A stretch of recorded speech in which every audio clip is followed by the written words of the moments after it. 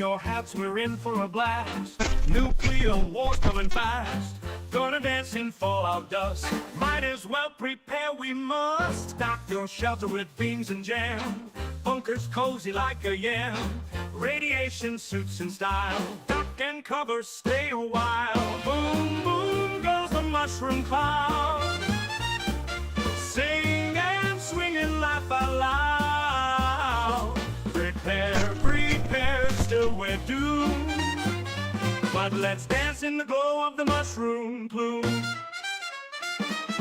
Geiger counters beep, beep, beep, while we try to get some sleep. Atom splitting, oh so chic, marching to that doomsday beat. Kiss your dog and pet your cat. Put on your tinfoil hat. Shield your goldfish from the rays. We'll get through these end of days. Boom, boom goes the mushroom cloud.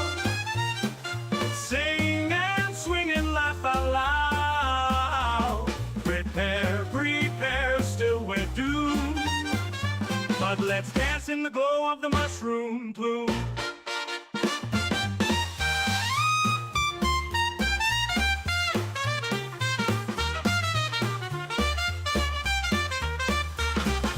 Kiss your dog and pet your cat. Put on your tinfoil hat. Shield your goldfish from the rays. We'll get through these end of days.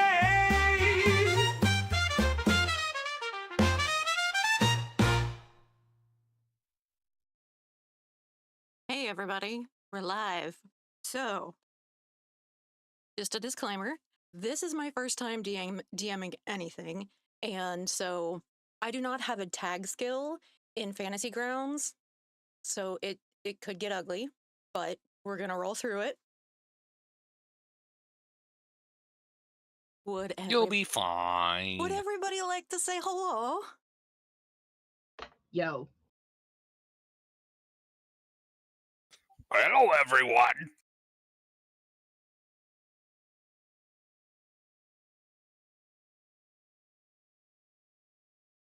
Apparently Bashman does not want to say Hello. Hey, Misa. So, we'll introduce characters in the first part of the game. So, I guess we will just get started. Let me get my mouse switched over to the right screen.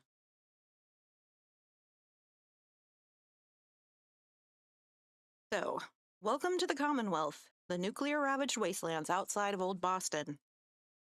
You've each followed the sounds of screams and gunfire to Vault 95, a remnant of the world before the Great War, before the bombs dropped. The vault's external lights flicker several times but remain lit, and remarkably, its doors lie open.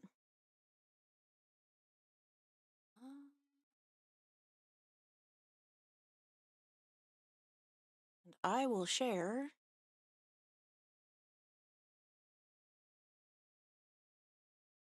well, maybe I will share what I'm talking about. Let's see.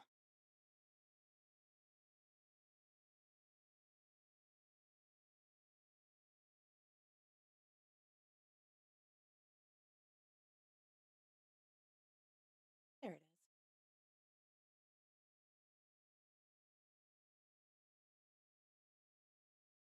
So its doors lie open, inviting any manner of scavenger or scoundrel to plumb its depths. It's a cold night, bone cold, and the sky is aglow with an eerie green light. That telltale light radiates from the region beyond the vault known as the Glowing Sea. A gust of frigid wind blows tumbleweeds across a small hill outside of the vault entrance. Each of you is standing in a circle, facing each other there on the hillside, strangers meeting for the first time. Each of you knows the vault promises valuable treasures from the old world, treasures most people in the Commonwealth would be willing to kill for. All right, can you guys, starting with Devouring, what does your character look like and like to be called? So, I am playing Newton. Newton is a super mutant. He kinda looks like a classical image of a nerd. He has a button white shirt and glasses with a big piece of tape on them. There's no actual lenses in the glasses, but he wears the glasses anyway.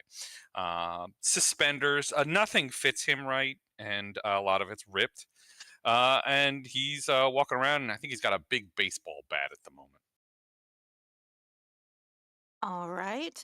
And what is your demeanor as you're standing there on the hill staring at all of these people? Newton has his semi-standard slack-jawed look, curious but not understanding what's going on around him. He's looking at the vault and he's kind of excited, and he's wondering about these other people here to see if they're friendly or if he will have to perform an experiment on them. Okay. And how about you, Misa? Can you describe your character and what's her demeanor as she's standing there? All right. So Lavender Earl Grey is a very altruistic person. She's got her vault suit, but she has fingernails that are a little longer than normal. It's not, like really long, but she does like them to be a little bit sharp so that she could dig easy in the. She has come from a vault where the people were working with mutated plants, and the people slowly started to mutate with the plants. So she's got blooms in her hair, and since she's crazy about Nuka-Cola, she invented this Nuka-Cola farm. Like, um, it all these plants grow with Nuka-Cola, and she drinks a lot of the quantum, so her little blossom kind of have a bioluminescence of that soft blue glow. She's it can be a little naive. She wants to try to go around and do what her vault was supposed to do before they decided they didn't care about anybody other than themselves. And that was to um, make the nuclear fallout world green again. Sounds awesome. All right, Kat, will you describe your character and what's her demeanor? All right. So she looks a little haggard, a little blown up here and there, maybe a little chip out of one of her front teeth. Um, she's got big guns. They're very obvious. She's wearing bib overalls. Kind of has a crazy look to her eyes, like that ex who just won't go away. Just a little bit of the crazy eyes, and hair is kind of pulled back into a messy bun. There is some that you can tell was singed or burnt off on the front, but generally just has a little bit of a crazy look. Just rushes up, and as she sees all these people, she says, "Hey, I'm nice to meet you. I'm Rax. That sounds like danger. I bet I'm braver than you." And she like starts darting toward the door. All right. And Bashman, will you describe your character and his demeanor and what's he up to?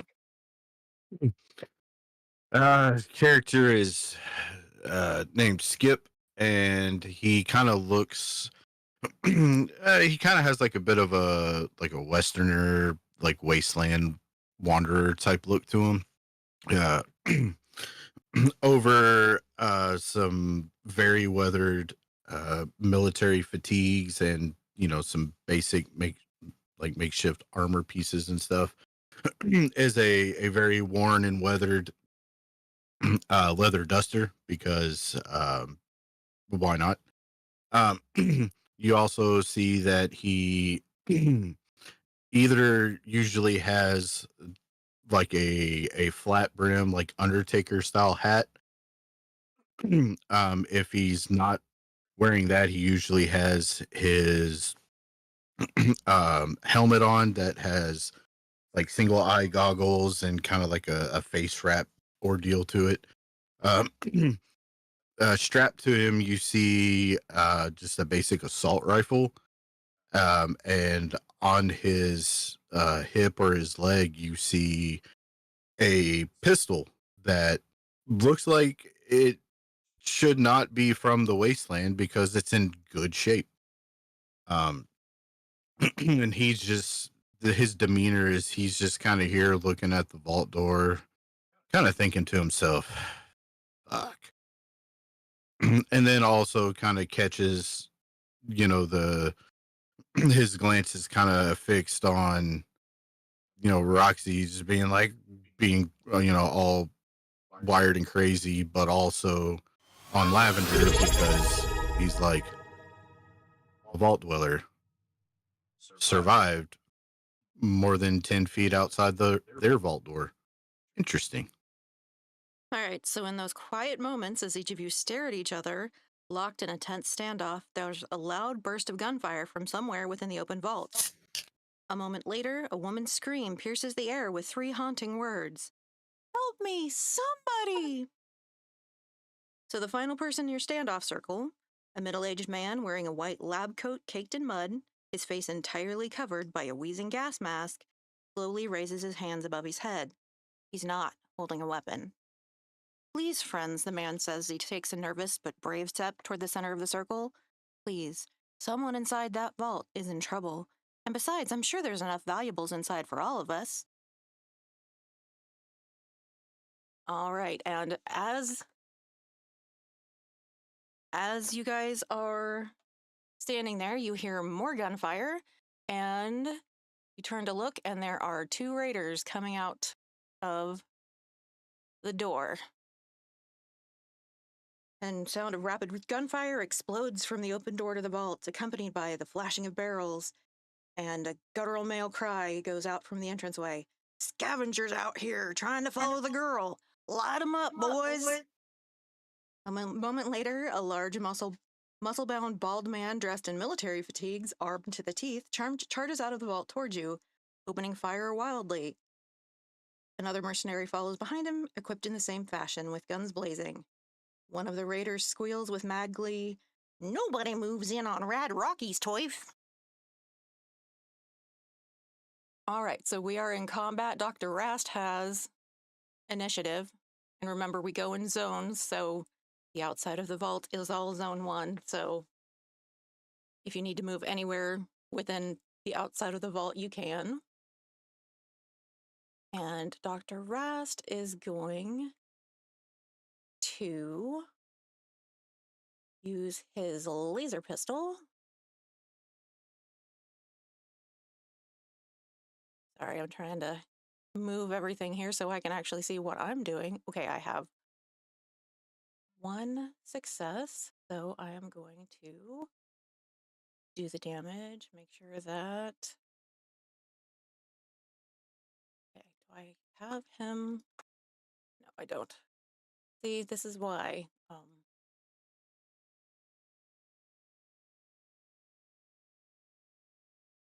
Yep, okay. 2 damage.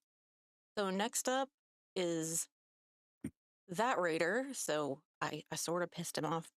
Dr. Rast pissed him off by shooting at him. So he's going to try to hit him with the sharpshooter's pipe revolver.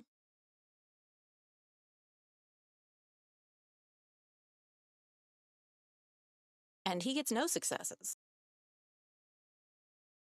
So next is Skip. All right, Skip's going to kind of shuffle and slide over this direction some. And kind of all in one motion, you just see him like lightning quick has his pistol out, aimed and opening fire. Doo-doo-doo-doo. Yeah.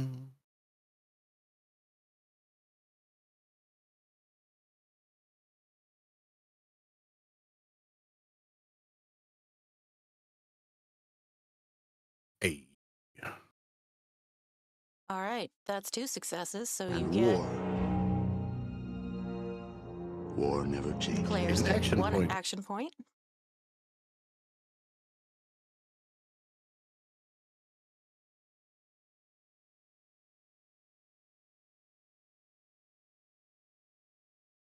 All right, and that raider takes 3 damage.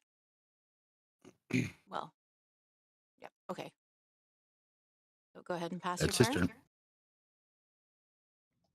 turn. And Roxy, you're up.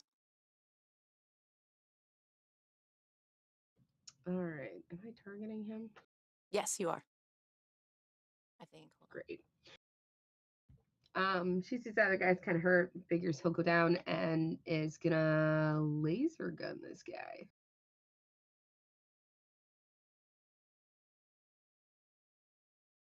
Ooh. Fun! So I will just take an action point for that fail in the GM's pool, so nothing happens to your gun. So you can roll damage on him.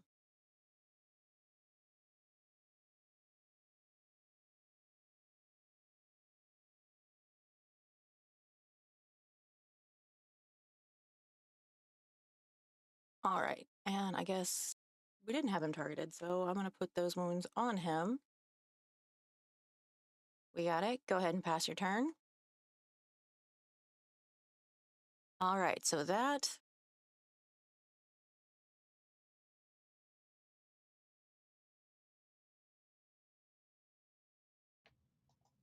he is going to target Roxy, and he's going to run up on you because he's irritated now. And he's going to try to hit you with his tire iron.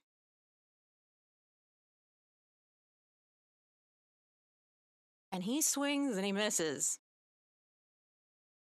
I guess his goggles slipped down and he couldn't see you. Next is Lavender. Okay, so I'm still trying to figure out Fantasy Grounds. I can see the combat tracker, but how do I roll for my energy weapon? All right, so if you go to your character sheet,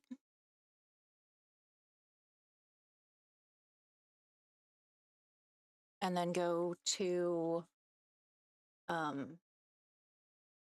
believe it's combat. I don't have a character sheet pulled up.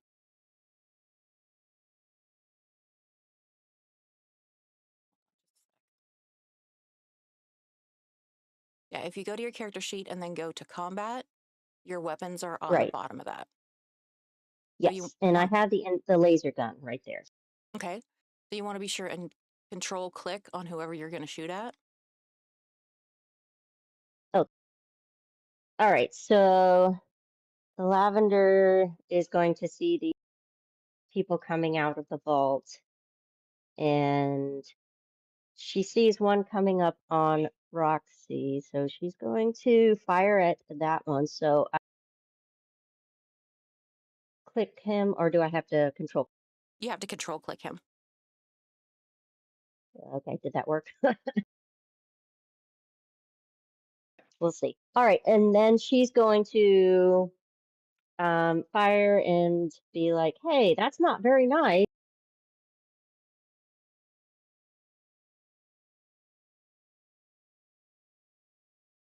Oh, and your shot goes wild and ricochets off the door and hits the rock that's on the ground. Go ahead and pass your turn. Okay. Uh,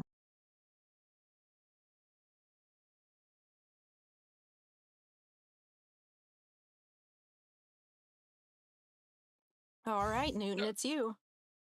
Okay. Newton sees the one raider running towards Roxy, and he's super excited to get to perform an experiment. He is going to use Pain Train. I don't know how to do that, but I need to make an athletics check. Okay, so on your character sheet, on your main, you would just click on the little dice emblem beside athletics.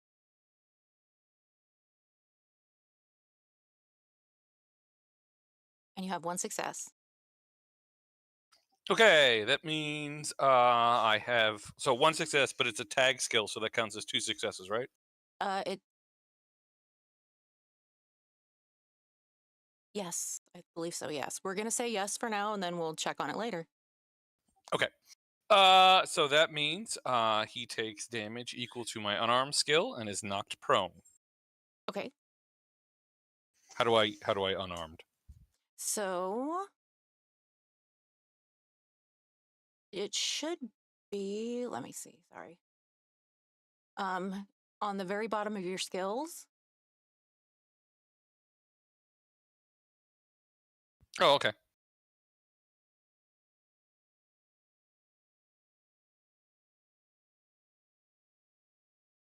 Did I do that right?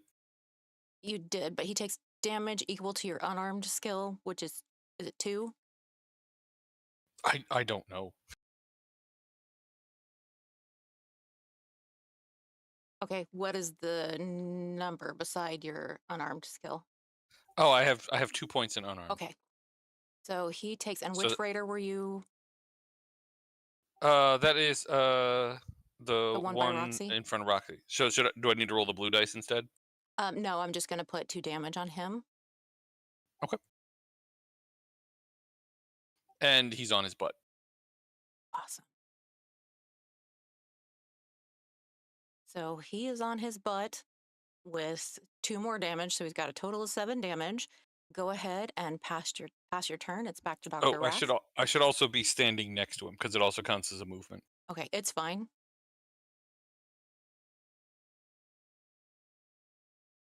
Dr. Rast is kind of just hanging back, just to sort of um, gauge everybody's abilities here. He kind of wants to see who he's diving in with. So he's going to pass his turn, and the raider that attacked him first is going to try to get him again because he's like, this dude's obviously a chicken, so I'm going to try to hit him. So he's going to run up on him and try to smack him with a tire iron. And he's totally going to miss because he's got terrible aim with a tire iron. Apparently, these guys just need glasses. All right, next is Skip. And it's just a step to the left and open fire. Where is it? There he is. Hey, a critical success. Yep, so that's 2. So players get another action point.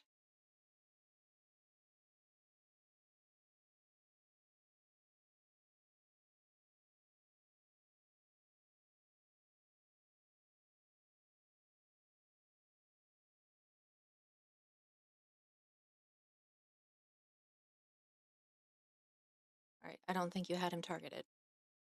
No, I have them targeted. Oh, wait. Cleared it off. What the hell? Yeah, the targeting doesn't seem like it's working. Yeah, it doesn't seem like it's working. You are correct. There we go. All right. It's him. All right, next, Rocks. So he swung and missed with a tire iron before, and she's gonna be like, "Oh, that's really funny. I don't have wheels though. It's not gonna help you teach me very much without that. Let's see if I can teach you how to cook." And she's gonna try and hit him with a rolling pin.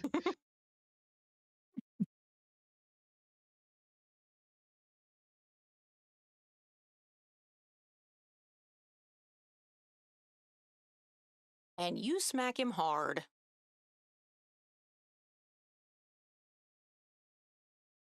All right. Yeah, he wasn't. So we're going to put another 3 damage on this raider. So he's down.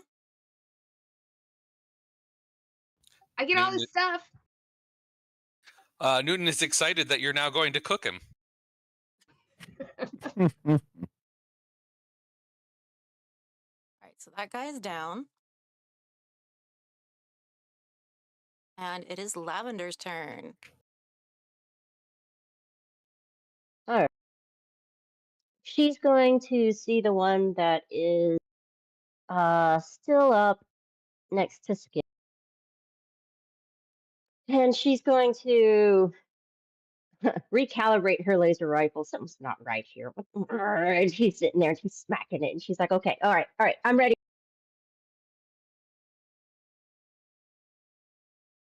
All right, so she's going to fire her laser rifle.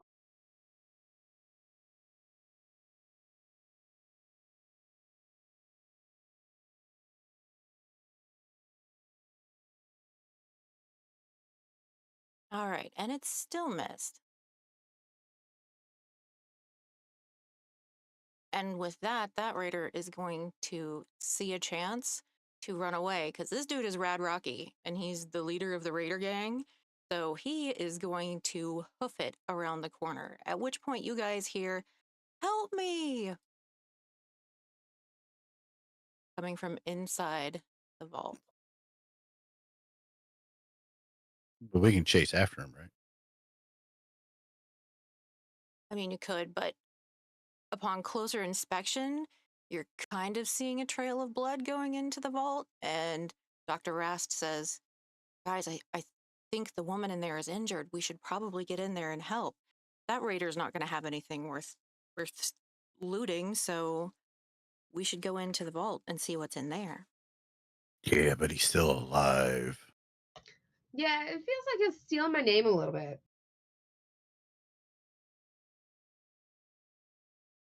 Wait, who are we supposed to be helping? There's a woman in that vault. She's been yelling for help. Okay, let's go help.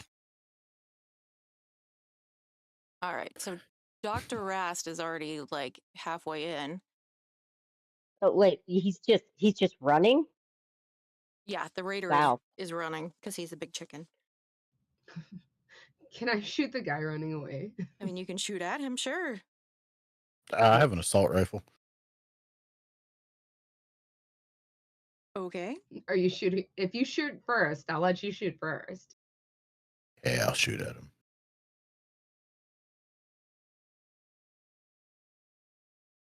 Hey, that's one hit.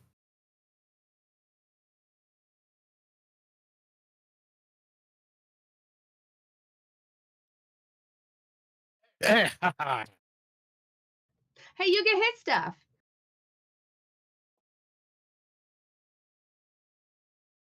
All right, so Rad Rocky is toast. Yeah, that's right. Suck it, asshole. And then I guess we're gonna start making our way into the vault. Oh, he's toast? We're gonna cook him too? Okay. Lavender's gonna look and she's gonna see them and she's gonna be like, he was running away, like Not anymore.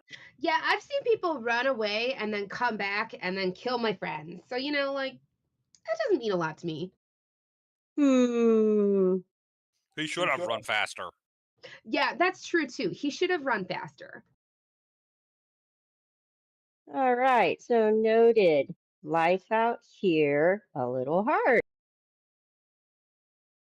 Lavender is suddenly worried that she's grouped with several sociopaths. Rox is She's taking the tire iron and just checking this guy's pockets just in case. All right. Lavender's He's just got gonna 2 move up. caps in his pocket.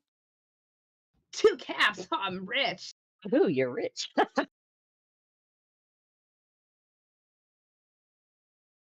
He was running an experiment of his own. Can he outrun a bullet? No, he can't outrun a bullet, obviously. All right, so you guys cross a rickety walkway leading through the entrance of the vault. The old metal creaks beneath you, underscoring the howling of a radioactive windstorm building outside. An elevator stands at the end of the path to the vault. Above its dented doorway hangs a wide green sign from the old world. A notice from the Vault Tech Corporation that reads, "Vault 95. Welcome home. Proceed in an orderly fashion." All right. So the elevator door opens. Please stay on the path. The water is radioactive. Oh, thank you for the warning, disembodied voice. All right. The elevator door is open.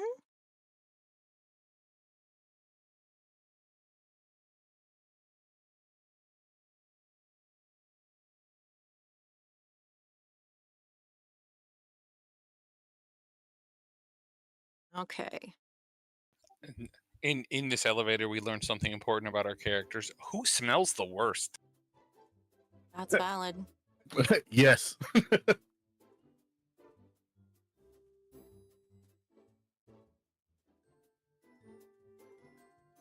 Lavender's just like, huh, that's the same music. All right. The small elevator rumbles and shakes unsteadily as it descends deeper and deeper into the earth. The lights Let's lining jump. the threadbare walls flicker a few times, but remain lit, illuminating a Newton sticky jumps. illuminating a sticky pool of blood gathered in one corner of the floor. At last, with a grinding shriek of metal gears, the elevator slams roughly to the bottom of the shaft. With a cheery ding, the doors slide open to reveal a bare underground corridor of exposed pipes that stretches on for some 30 feet before it bends to the left. Smears of fresh blood are evident along the right side wall, leading to a closed steel door halfway down this stretch of the hallway. Two human skeletons lie entangled with one another just off to the side of the door. The decomposed corpses are dressed in dusty blue, but blood-stained jumpsuits. All right. So what do you guys do as you exit the... That was actually a very fun time for Newton. He's never been in an elevator before, You and timed your jump really good. that was a good one. And then he's gonna take out his crayons and write some notes in his book, and then put it away. Okay. What you doing? Taking notes. Lavender's gonna look over. What kind of note? Well, that was an experiment for gravity. That was weird because we were staying still, but we were moving. She looks at his crayon. What color crayon is it? I'm gonna say he grabbed the green one this time. What does it say? It's kind of hard to understand because he really doesn't know how to write. So he just kind of copies a lot of the symbols he's seen in other places. Make sure you say that jumping is fun. Jumping is fun. Yes. Lavender's looking around. She's very intelligent. So she's sitting there and she's looking at Newton with this unreadable, writing and just like, what is this? And then she hears Roxy say that. She's just like, He is writing in a high school physics book. Like it's not a blank book. He's just like writing over like the things that are already in there.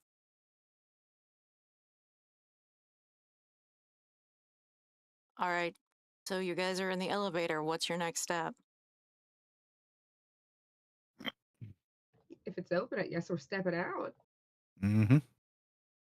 Newton's gonna step out and take another jump, and then write that down. Back to normal. Good job, big man. All right. Well, there are a pair of laser-guided tripwires, and so you all set off an alarm. Oh, that's fun. Yeah. Lavender's like, oh God, it's the same here. All the noises are the same. I thought I got away from all this. Newton Alright. writes down, "Jumping makes noise." God damn it. All right. So do you guys want to try to disarm the tripwires so that they stop going off? Yes. Okay. Sure. I need an agility and science test with a difficulty of 3. So you can use your action points to buy another d20. Okay. So, okay, well, Lavender, Shit. Oh, I don't know if it doesn't matter. It was the same number. So you needed agility from someone?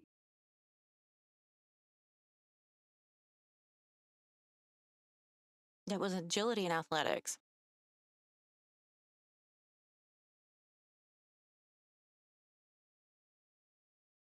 Oh, do we need an athletics check? You know what? No, it's yeah. For some reason, it says agility and science in here, but we're gonna go with science and intelligence. And but Skip only got one. Does anybody else want to try? I will. Okay. Lavender's going to be like, I've seen this before. We have these. Let's see if I can figure this out. All right. Did you want to use the action points to roll a third die? Well, first of all, if like I see my science, how do I take like a skill roll for the science? Or Yeah, you can just do a skill roll for the science, and what you'll do is click and hold the left mouse button, and when you're dragging it over, right click once, and that will give you 3 dice. oh shoot, I didn't right click one. That's okay. You got 2, so just go ahead and roll 1d20. Roll 1d20. Oh, Mhm. just from the bottom, Yep. like grab it and push it up. Mhm.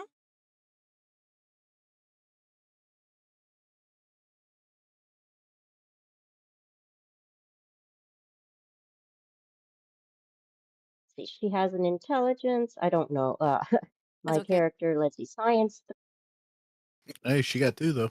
She did get 2. You know what? We're gonna let you disarm them. Oh yeah, fancy that. The Vaulty knows how to take care of Vaulty things. Yeah, I mean, I feel like that is a valid argument that Lavender would sort of know how to do those sorts of things just because she grew up in a vault and seems to be familiar with the things. She's like, ouch. Kind of Just got shocked there for a stupid thing. All right.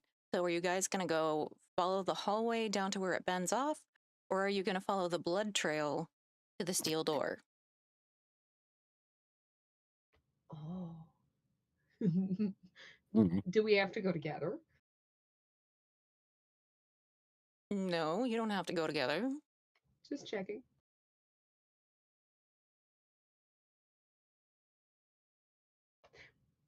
Do we go after the blood or like the hall?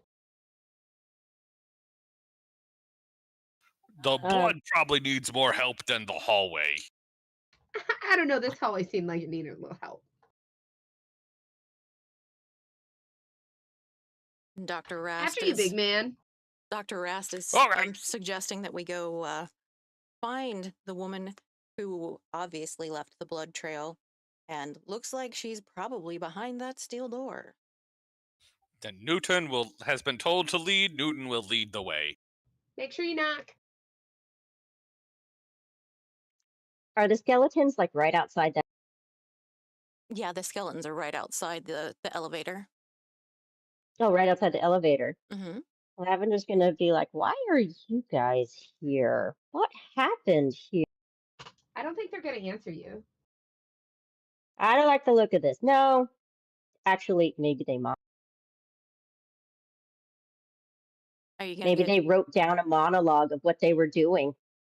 Do Yeah, I the highly doubt skeletons it. look like they have been decayed for a long period of time, or like something blasted all the flesh off them? No, they look like they've been there for a very long time. It looks like they died in the middle of fighting each other. One of them has its arms or its hands wrapped around the other's throat, and the other one has its hand on a knife buried in the first one's skull. They were not Ah, Hey, friends. free oh, knife. so they just killed each other. Yes. Are you gonna get any closer and investigate them, or are you gonna head down the hall, or are you gonna? Yeah. Well, she's just gonna investigate them, but she will head back to wherever the other people are once she just looks at. All right. So as you're investigating them, you find a container of jet underneath. Druggy. I knew she has the jet and she packs it in her pack. All right.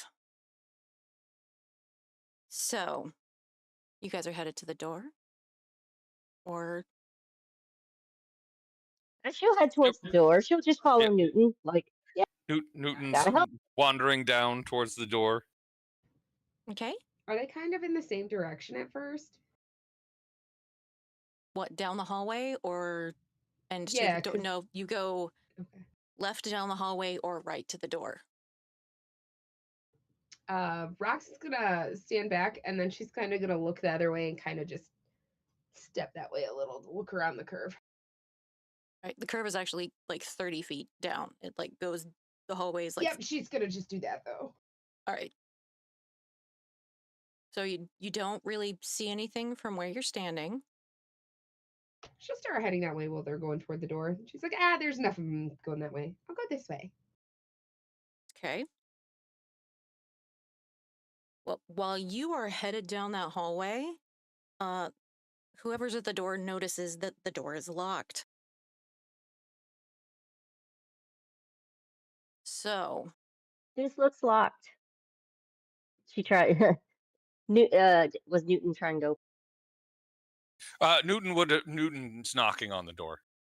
Oh, okay. So she's going to be like, "Did you try to open it?" And she's going to, oh, it's locked. all right. So there is a computer right by the door that looks like it would need some sort of password in order to open it. Oh, Newton knows how these works, and he's going to go over to the computer and he's going to type in the most important password.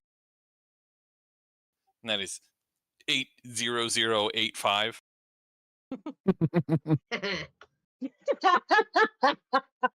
All right. Roll me a lockpick check.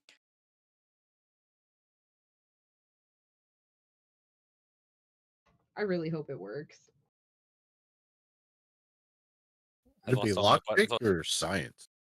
I have lockpick, but she's going to watch and Lavender's just going to be like, "I'm going to see how this unfolds." That does not work. Unfortunately, I was kind of pulling for that one though, I'm not going to lie. Look, it'll work eventually. All right. Lavender, are you going to give it a shot? She's gonna look at that, and because like her vault doesn't have those kind of teenage boys, she's like, "Oh, okay. I guess that wasn't right." And she doesn't not know. So she's just kind of looking there, and she's like, "Okay, well, I guess I'll try to lockpick, or should I do science? Which one is like, what is?" Whatever you have better stats and you can try either one. Okay, I'll try science, and I'll take a look at the computer and start trying. Okay.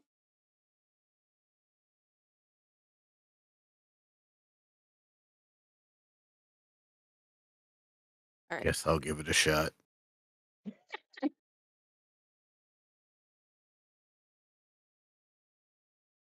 God damn it. I know our high rolling is not paying off in this game. I know, right? Golf scores, guys. Golf scores. If that doesn't work, Newton will try the traditional super mutant method of lockpicking. Okay. Can he bust the door down? He can certainly try. I'm going to give it a Skips over difficulty of there. 2, though. And it skips over there trying 8008135. Nope, shit. I mean, you didn't roll to see if that would work. Yeah, it did. I got a 0. Oh.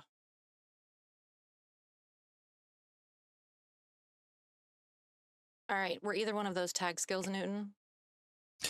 Yes, it is athletics. Okay.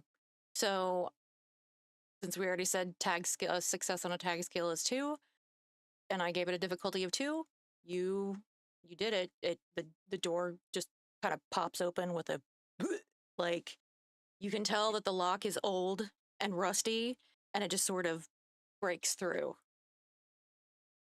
Newton's size 27s are probably no match for the door is no match for his size 27s. Indeed. So, Rasta's going to look around and he notices that Roxy's not with them, which is mildly concerning. So he's going to head down the hallway. Roxy, have you come to the bend in the hallway? Gosh, I sure hope so. All right. So as you pop your head around the corner, you see 5 or 6 protectrons. They haven't seen you yet.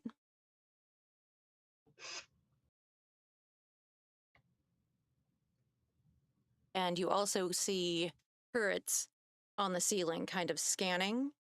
They Oh yeah, also have not seen you yet. she for sure backs up and just goes back. Oh, that way's not great. So she's gonna go back toward the door. All right. And Rast just sees her. So nothing good down that direction? A lot of danger. I mean, I'm willing to go if anyone else wants to watch. Danger? What? Right? Yeah. What? What? All right. Probably death, but sometimes it's the risk is fun. Rast just kind of shakes his head. So you enter the small room. Got 2 walls lined with dusty old computers, ashtrays, empty chem injectors. There are broken bottles all over the floor. There's a single working computer and a monitor that glows with a dull green light, and the desk that it's on is cluttered with files. Sitting with her back slumped up against an adjacent desk is a young woman with short dark hair, wearing warm, tight-fitting clothes suited for long-distance travel. Her glasses lay askew on her nose. One of the lenses is broken. Her hands are soaked with blood as they try to apply pressure to a vicious hole in her abdomen. After a few moments, she looks up and speaks in a serene but pained voice. "Hey, Daddy-O," she says, smiling enough that you can see that half of her teeth are broken. "Looks like you're all stuck with me now."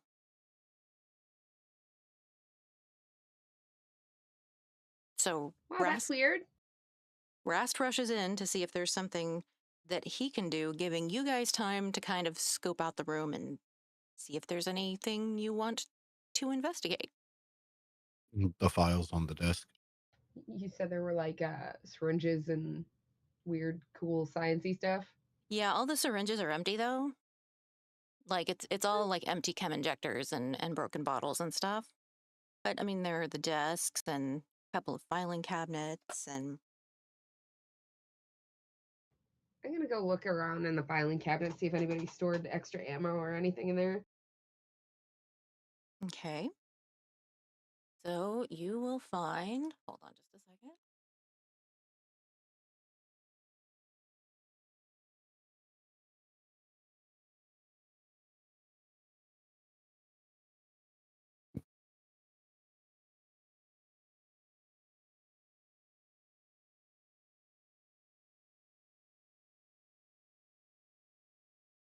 Sorry, technical difficulties.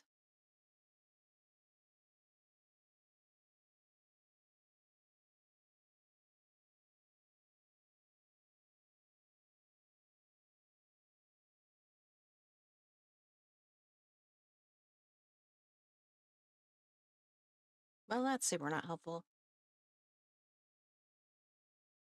Looking for the random loot table. Yeah. This is a lab. Newton's going to be picking up stuff and playing with it. I mean, it does look like at one point it was a computer lab, but yeah, I mean, there are, like I said, chem Oh, injectors and all kinds of stuff in there. computer lab is the wrong. So he's going to be picking up computers and dropping them. That tracks. Hey, stop that. Hey, did you take notes on how gravity worked on the door? No, thank you. He's going to write that down. Yeah, you can't forget to follow the scientific method or whatever. Like, If you don't take notes, it doesn't count as science. that's true. Totally factual. Lavender has medicine. She's going to see if she can help. All right. So as Lavender approaches the vault dweller, um, she recognizes that Lavender is from a vault, obviously, because she's in a vault suit. Right, with a Pip Boy. with a Pip Boy, so it's kind of obvious. So, um, this person reveals to you that she was actually from a vault. She was returning from a scouting trip when she was captured by the Gunners, which are a raider gang, two of whom you guys kind of obliterated outside of the vault entrance. Um, and they were after something that she didn't have. She managed to escape and was shot several times during the escape, which is, why she's got this nasty hole in the middle of her. Um, her vault was a community of scientists. Mika herself is an ecologist, and she believes it's not too late to fix the world. She's in a lot of pain, but she's trying not to think too much about it. She does not want her last moments to be filled in with fear. Roxy, you'll find um like 5 rounds of whatever ammo it is you're using in the gun that you've got. Cool. So Lavender, did you want to say anything to Mika? Does she tell me she's in a college? Yes, she tells you everything that I just told you. Oh, she's gonna be like, well, I'm a botanist and I wanted to try to make the world green again too. Um, I have studied medicine and I have these herbs here that actually is my own recipe. And she just starts bringing out herbs and she just starts crushing them, you know. She's going to take one little flower from her, one petal from her bioluminescent hair, put it in there, and she's going to start doing that and then apply the medicine. All right. Mika just kind of smiles at you. She kind of knows that this is the end of her story. Um, Well, again, Lavender's, but she very, very much appreciates the fact that you're willing to offer her some of your very limited resources in order to try to help her. So Skip, what are you said you were searching the files? Yeah, just looking over the files and stuff that were over on the desk. Okay, so in the files you find what Vault 95's purpose was. And its purpose was to observe the social and psychological effects of reintroducing addictive substances to a community of individuals who believed they had successfully recovered from their addictions. And it went just as well as everyone would assume that would go. The vault has many, many, many laser turrets and Mr. Gutsy robots and Protectron robots. Good lord. That are programmed to patrol the vault until, the end of time, basically. Um, so, do you share the information about there being like lots of deadly robots around the corner with everybody? Yeah. All right. And then be like, ah, great. Apparently, this vault just was an experiment for junkies. Well, why am I not surprised? Of course, we find raiders here. Because they are junkies too, right? Majority of them are. All right. You do see that if somebody has a specific like Vault Tech security key card, they can turn off the robots. So, I mean, yeah, I don't know if, would I know that you'd need that? Like, would I go look at, like, it's written in the files. it's written in the files, Yeah. such as like I could type it into a computer and shut them down. No, the fact that you would need a specific key card to shut down the robots is written in the files. Oh, okay. So Lavender's going to take a look at that. And if she peruses the computer along with that, does she find anything else? No, all you find is information on each one of the people that was in the vault, but no further information other than that.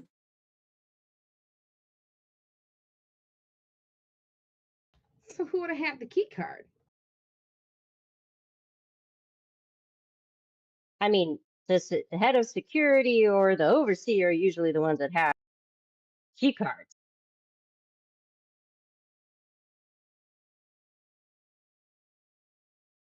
So Too we're bad we can't ask the skeletons outside. Oh, we should go check their pockets. I did that already. all right. Maybe we look around on the floor. Maybe one of them dropped it. Yeah, just start rifling through drawers. Lavender's just gonna start rifling through drawers. Oh yeah, should we just throw everything on the floor and then look around? Yeah. So at this Yeah, point, let's do it. Mika starts kind of coughing very weakly.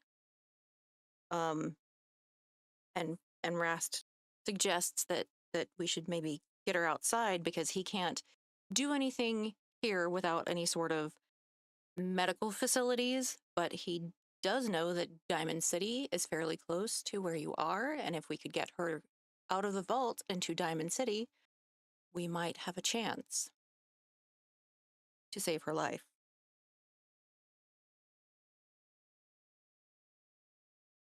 And the vault will be here forever, in theory, but this woman needs medical attention at an actual medical space. Lavender will be like, okay. I mean, I'll go with.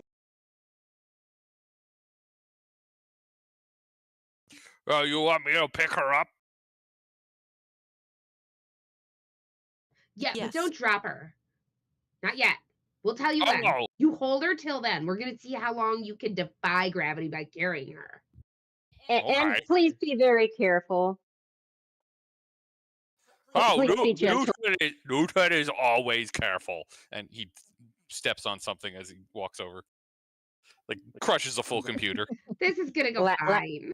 Lavender's gonna be like, Rast just kind of sees that and sees that Mika seems to be kind of scared of Newton.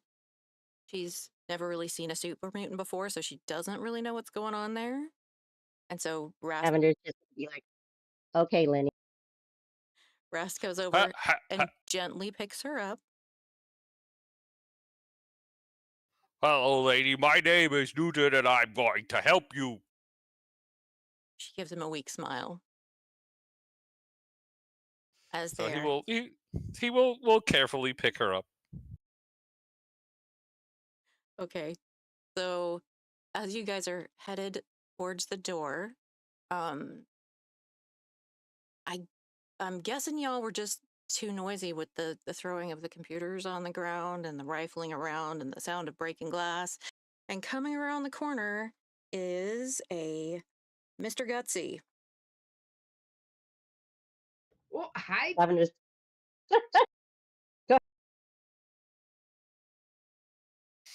Oh, I hate these things. They don't fall right.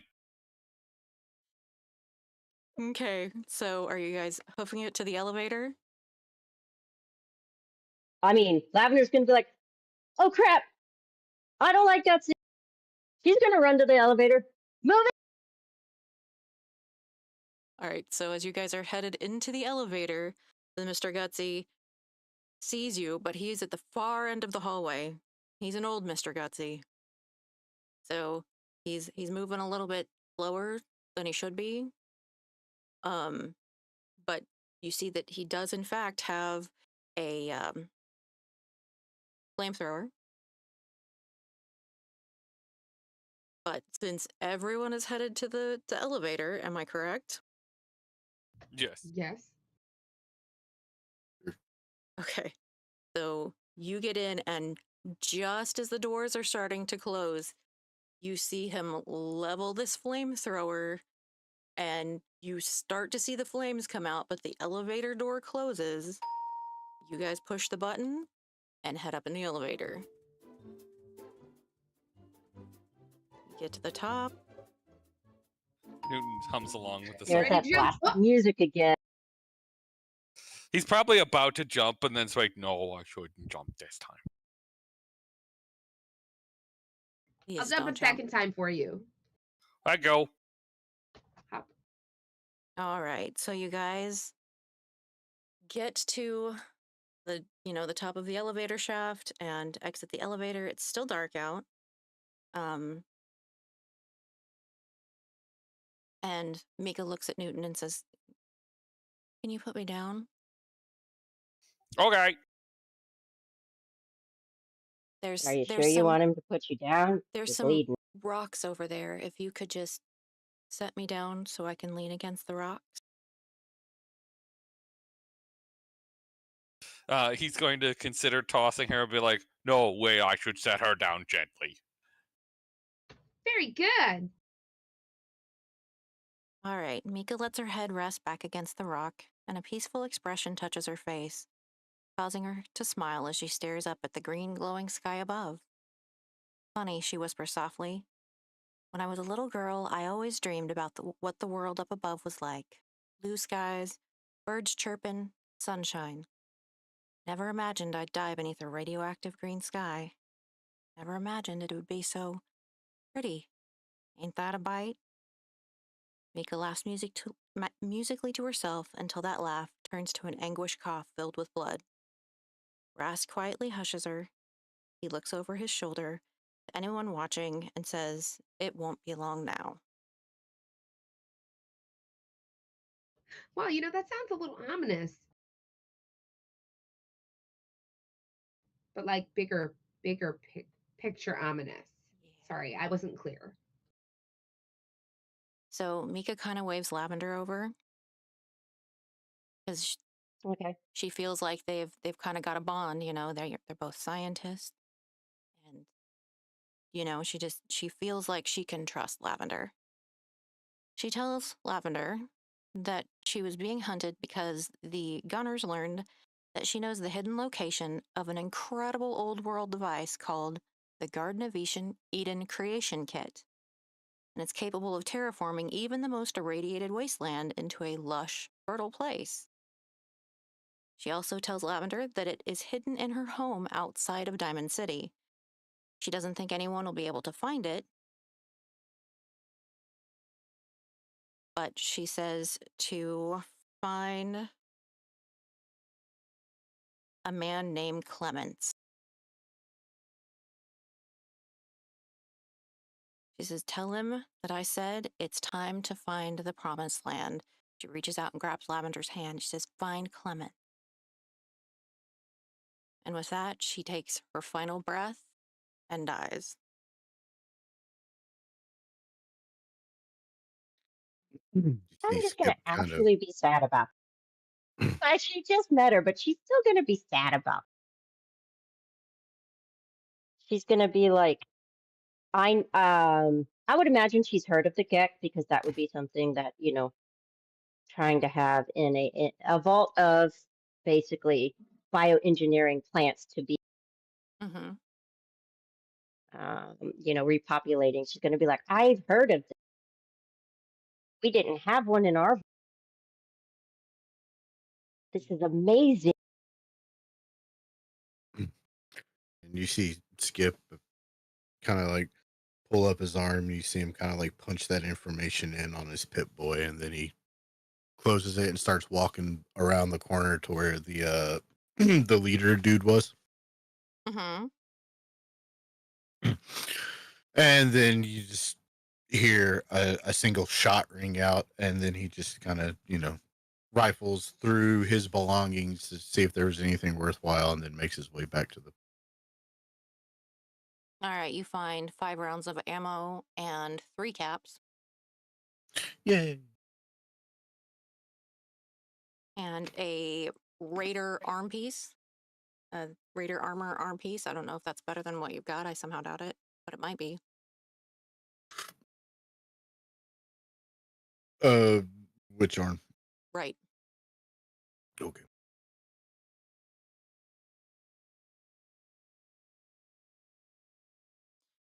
All right. So after Mika's death, Rast is really quiet. What do you guys think we should do?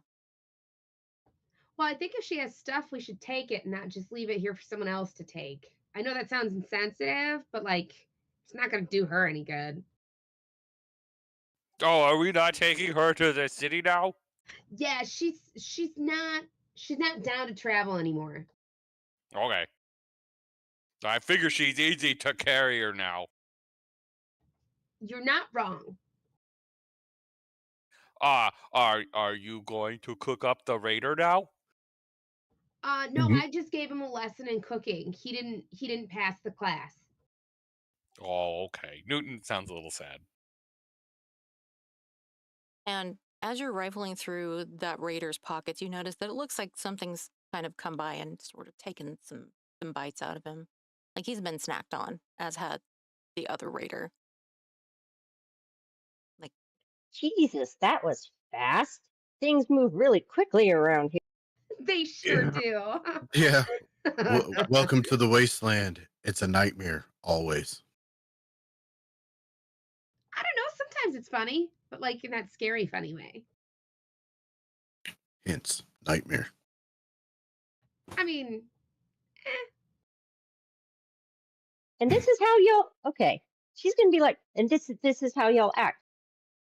There's still I don't know what plenty you of mean. good food on there. You don't need to worry.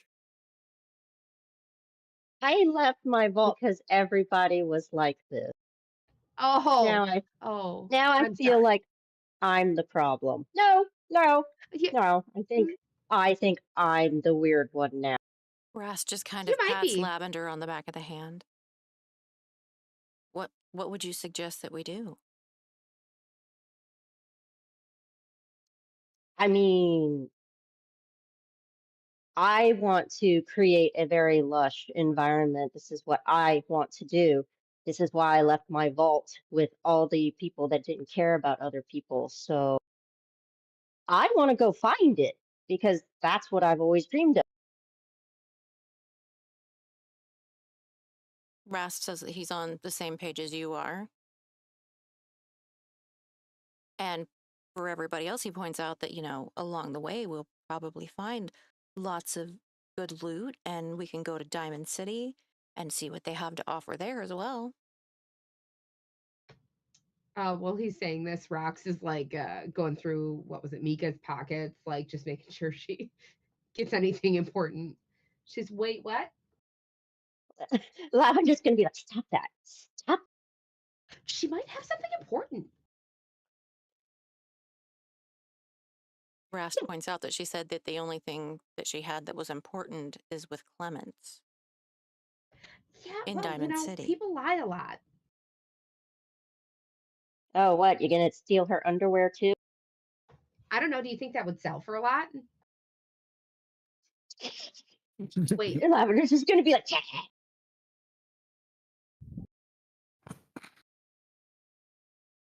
All Mm. right. Oh, I'm sorry. That was rhetorical. I'm sorry. I didn't understand. All right. So, are you guys going to head towards Diamond City? Are we going to leave the food? Um, yeah, that's a lot to carry, and I'm No, I'm it's not not. gonna eat it. So Why just break off a piece? And... I'm good, thanks. Okay. Rast points at the raiders and says, you're free to go break off a piece of those fellas. He'll wrench an arm out of its socket, bring it along as a snack. Lavender's eyes are going to grow really big. Oh, do you want one too? No, oh no cannibalism here. I'm good, thanks. Oh, it's not in cans. He's got you there. It's not in cans. Skip's gonna walk past Lavender as all this is going on, and he's just gonna look at her and say, better get used to it. You're not in a vault anymore. The world is way different. And just continues walking. Yeah, we just left the vault. Maybe we'll find another one to leave. All right, so Rest seems like he pretty well knows the way to Diamond City, so he starts walking and walking. And we're gonna do a time jump. And it's been it's been several hours since leaving the vault after Mika's death. The travel's been hard, but Dr. Rast continues to push recklessly ahead. Slowly, the green hue of the glowing sea subsides in the sky above. Dark clouds blot out the stars, bringing with them a light but deadly rainfall. As the rain starts, Rast curses quietly beneath his breath and changes course, leading you to a burnt-out house nearby.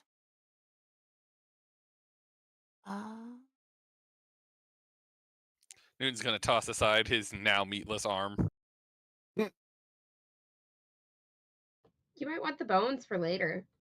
You could probably I flex mean, somebody real good. bones make really good fertilizer. See, she wants the bones. So I you didn't want to yeah, bite, but you want the bones. well, the bones are actually used. So wait. I'm just curious though. Where's the line here for you? Because it seems like there's a weird line that I don't know which part of it you belong on. Well, Newton does not see a line. Where is the line? oh, It's invisible. Only some of us can see it. It's like magic. What's magic? It's different than science, but it's still cool. I don't know. Science is really cool. Magic can be cool too. You know, it's gonna come up at some point, and I will show you how cool it can be. Okay. All right, as the rain starts, Rast curses quietly beneath his breath and changes course, leading you to a burnt-out house nearby. I kind of shared a picture of that with you. Only sections of the house's walls are still standing against the rubble, but its tin roof still hangs on the ceiling, if just barely. It's at least enough to protect you from the worst of the whipping radioactive winds and the acid rain outside. I slept here last night. It seemed safe enough, Rast explains quietly as he removes his lab coat and tosses it over a broken couch in the living room. Beneath the coat, Rast is wearing nothing more than a set of dirty underjohns. With a small gesture of his hand, he motions to a makeshift fire pit by which a small pile of unused dry wood remains. I suppose we should stay here tonight. Diamond City's still a long hike from here, and we'll need our rest, he says, before he disappears into one of the back rooms of the house, leaving you all alone with each other. we're inside the house. You are inside the house. Oh, Anything to eat? No? Maybe? Did you have anything in your pack? Oh. Newton just ate. I know he's good. He's still a little peckish. Should have grabbed a leg to go. Should have. All right, so that is the interior of the house. In what looks like a drain is where the fire pit actually was. And the stack of firewood. I'm setting this up so that anybody on stream can actually see the inside of the house.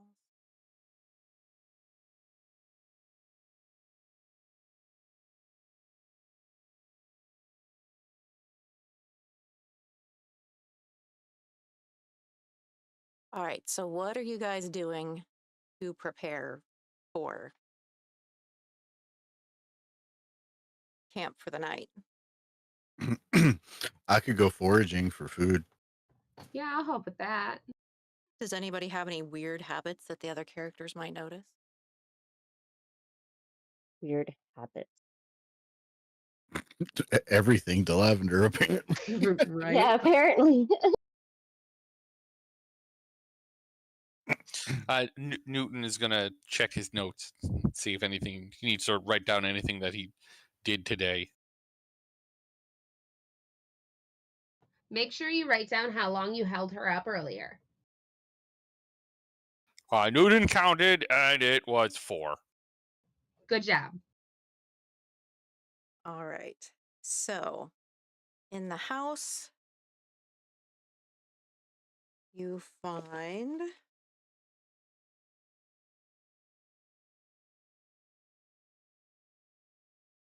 that's really annoying. Okay. So you find beverages. So everybody roll a d20.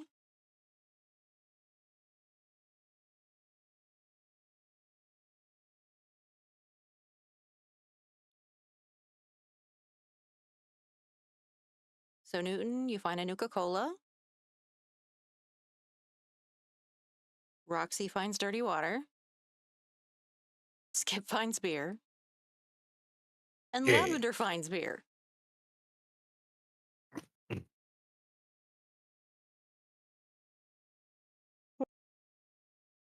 I'm just gonna look at this and be like, I don't really like beer, but it has a lot of calories. Do you have this water I found? She's gonna look at the water and go, ew. I don't know. You look sciencey. You could probably clean this. Given enough time, I could try to clean that. Well, it doesn't need to be cleaned. It's good like that. Oh, you want to trade? Okay. Yeah. Hey, wait, no, that's a Nuka-Cola. Hey, mind your business. Hey, wait, Hey, hold on a hey. second. Hey, I'm gonna go look for food. And Skip steps outside to go forage for food. Oh yeah, me too. Like, Enjoy the water, Newton. And then Roxy grabs a Nuka-Cola and trades it. she's a Nuka, like mine is like a Nuka-Cola addict, right? So she's like, hey, wait a minute. She's gonna be like running after I hope I run faster. you. You don't want the beer. She didn't want to trade before, so this is mine now. So, Foxy, for the drinks, like, do we drink them now? Do we save them? Do we need to keep track of our food and water? I'm not gonna get that deep just yet. You can go ahead and drink them. All right, he chugs it down. Oh, sure. Yay, beer. And then, sorry, I'm looking for the loot table for food. For foraging, I have it. Okay. Cool. Whee. What kind of roll is it for foraging? I find some gourds, and I'm looking up to see how many. It's a special one.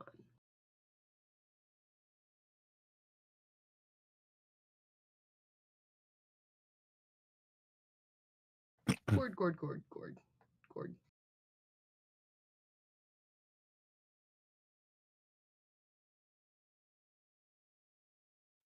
All right. So is there anything that anybody else is doing to get ready for the nighttime? Rox was just going with Skip. Help him watch out in case danger approached. Newton's gonna just search the building, see if there's any good things to smash things with.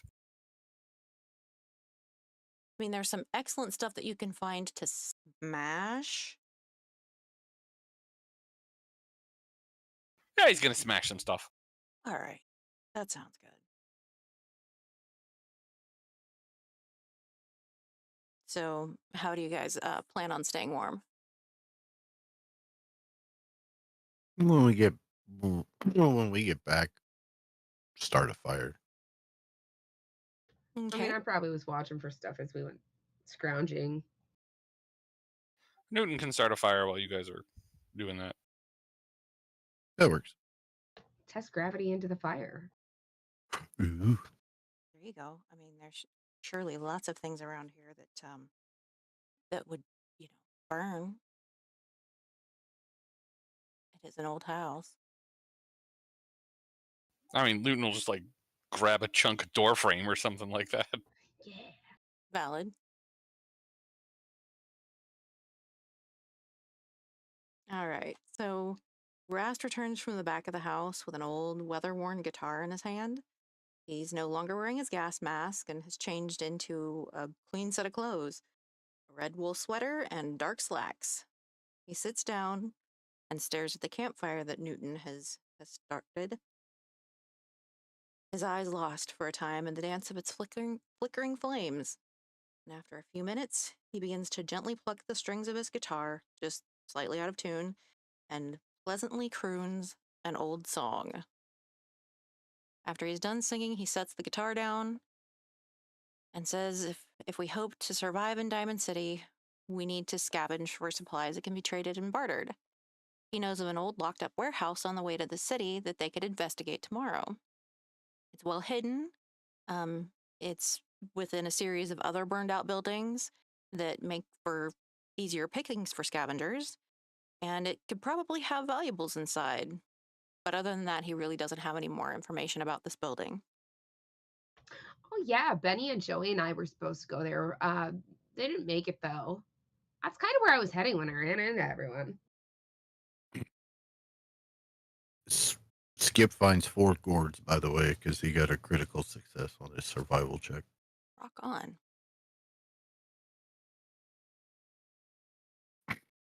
And if we're eating them, I'm not going to bother putting them in my inventory. Yeah, I wouldn't. I would just say everybody gets a gourd to eat.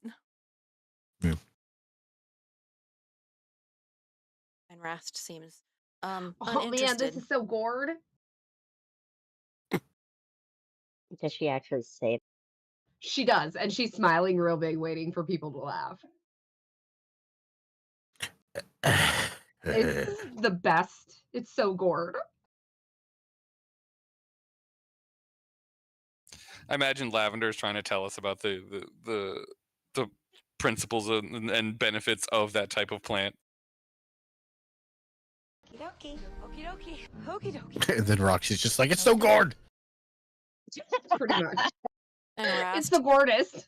Rast is kind of curled up by the campfire, kind of getting ready to go to sleep, and kind of opens one eye and says, "You guys should probably laugh, or she's just going to keep making the same joke." And then closes his eyes. He's not wrong. But I'm disappointed Lavender's he didn't laugh.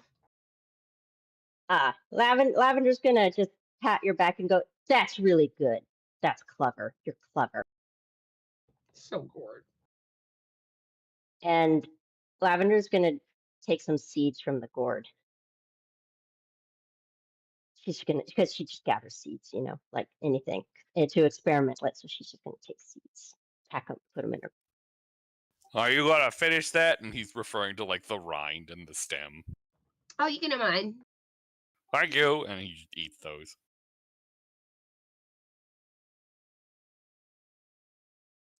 All right.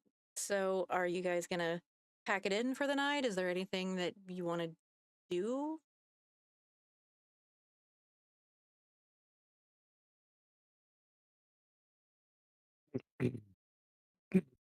I mean, I guess before we call it a night, could I guess kind of search through the house to make sure there's not like any rad roaches or anything weird hiding somewhere.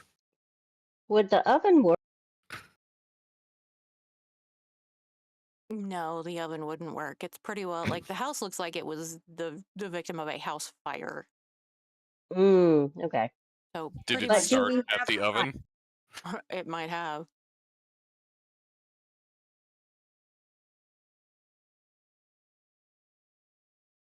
Like, do we have a fire? Yes, you guys Okay. started a fire in kind of the remains of an old fire pit that Rast had used the night before. If I can find a pot, Lavender wants to boil the bone. Okay. You gonna drink that dude's bones? Technically, Make it a no. soup? Are you sure? Well, actually, bone soup is really good. So in answer to your question before, see, when people died in the vault, we would use their bones for fertilizer to regrow more. So then It you was ate kind of like them a symbolic. Yes, it was like when a they grew symbolic. back. Everybody comes back around. No? Huh. I mean, I guess if you like to eat people and that's your way to do it, sure. You You just become know, plants again. you're being, she's going to look and she goes, you're being too literal. Yeah, kinda. And she's like, uh-huh. Okay. So to answer your question, you do find a dented old pot that definitely looks like it's seen better days. It's, kind of covered in soot and has a thin layer of ash in the bottom of it, but you do find a pot. Yeah, she'll just boil some water and throw the bones in. All right. So do you Rast kind of sets up and says, so we should probably have like set up a watch. I mean, those two raiders were in the vault, and I realized none of them actually got away, but there is a chance that their buddies could be looking for them. Is it still acid rain and nuclear or radioactive winding? It is indeed. But I mean, you can see outside, you can pretty much see all around the outside of the house from inside of the house. That's how kind of broken down the walls are. Like the roof is barely hanging on to like the main posts of the house.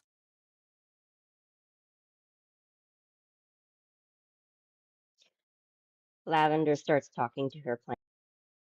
So she has like little Nuka-Cola bottles, and inside the Nuka-Cola bottles, she has like plants. Mm-hmm. And every plant is she's always like, "Hey bud, how you doing, bud? Let's see how bud's doing. How are you doing today, bud?" I mean, I'll take first watch. Ladies first, right? Sounds good. What order do you guys want to do watch in? Rocks first. I'll do second watch. Newton will go next.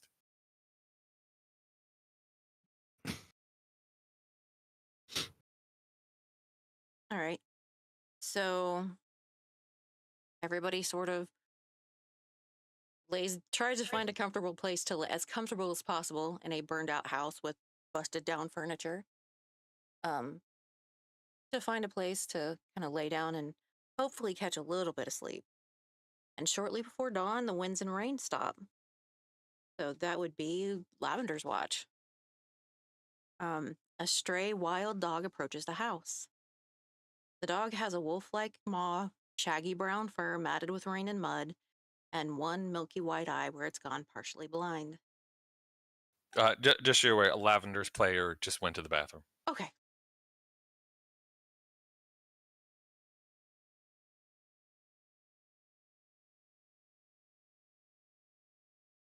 So We should just sing songs while we wait. you first. I have to think of a good song. I know, right? That's the hard part. We could take requests from chat. Hey chat, what song within reason would you like to hear us sing? It'll be funny. Do do do do. Do do do do. Yeah, no, we're not gonna do Hey Ya. Denied. Wayward Son. There you go. Bruh. Bruh.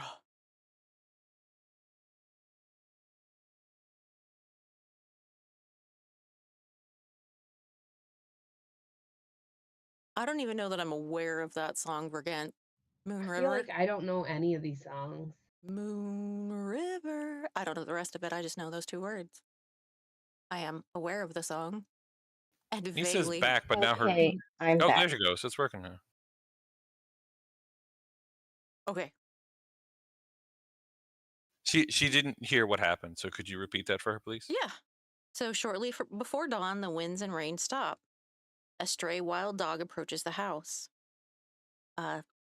The dog has a wolf-like maw, shaggy brown fur matted with rain and mud, and one milky white eye where it's gone partially blind. Lavender, since you're the last player who's keeping watch for the night, make a perception or a survival test with a difficulty of 1. It was just survival. So my survival is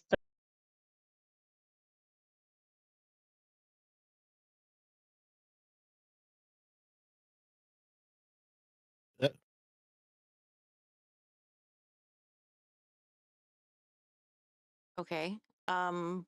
Would you offer the dog food? sure.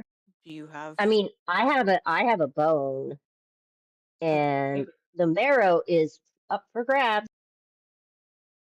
All right. So make another survival roll.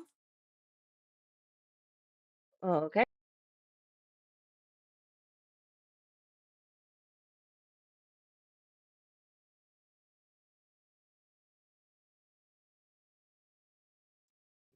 All right. The dog looks at you and is kind of like, I don't want your stinky bone. He doesn't say that, but he's got that look on his face. And he starts growling at you. Lavender's gonna be like, I thought dogs liked bones. It's in every damn cartoon I've seen.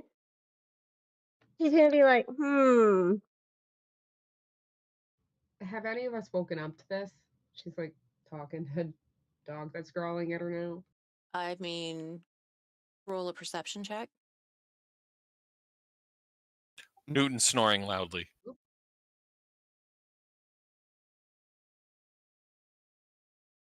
while that's happening, she's just gonna try to be breaking the bone to see if she can get the marrow.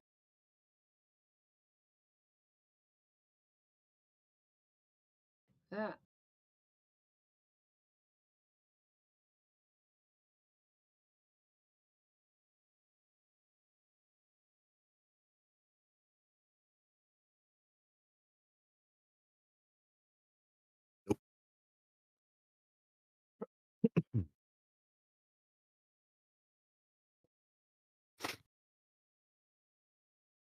All right. So it's just Lavender and the dog.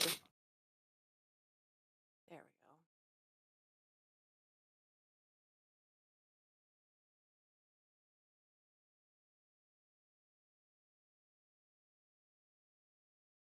Weirdest band names ever. Right? Just Lavender and the dog. Just Lavender and the What? dog. Sounds like a ridiculous song name, though. I'd listen to that. It's an indie album. For sure. Oh my lord. Yeah, so she's just sitting there, she's grabbing a rock, she's gonna, try to break it open, try and get them.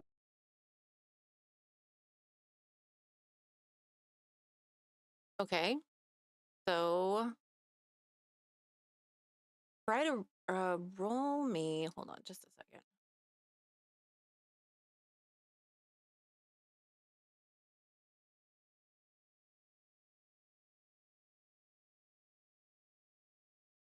Roll me Where a are we rolling speech it? check. A speech check. Okay. I'm So- talking. Okay, so I'm talking to the dog. Hey, buddy, you want some bone? All right. So the dog hears you talking to it, and all of a sudden, it just kind of sits down and cocks his head one side and slowly approaches you and just sits there waiting for your next move. Establish your dominance. Pee on it. Oh God. You're asleep. Oh yeah. Oh yeah. I'm not there. I'm just a little birdie. Tweet, tweet, Stop tweet, tweet. talking in your sleep. You say the weirdest things. That's the third time he said that while sleeping. That's too many times. He just says that when he's sleeping. Like, did he It's do like that to something. people? It's something he was told as a kid. So the dog looks at this pot that you had that you were boiling the bone in, and looks at you, and kind of looks at the pot Right. and looks at you. She kind of like hands him the bone, and like I said, she was trying to break it to get to the marrow, and she just kind of lays it further out from her, closer to the dog, but she doesn't want to, like, invade his personal space. Okay. So the dog goes for the pot and the bone. He's super, super, super happy. And then he sort of comes up next to you and starts kind of panting and gives you like a slobbery like lick on the face.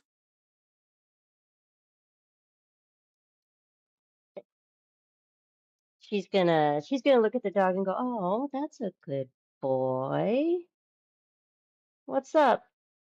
Do you have a owner, little dude?" And she's just gonna kind of like see if she can pet him on the head. And as you're petting him on the head, you notice he's got an old collar on.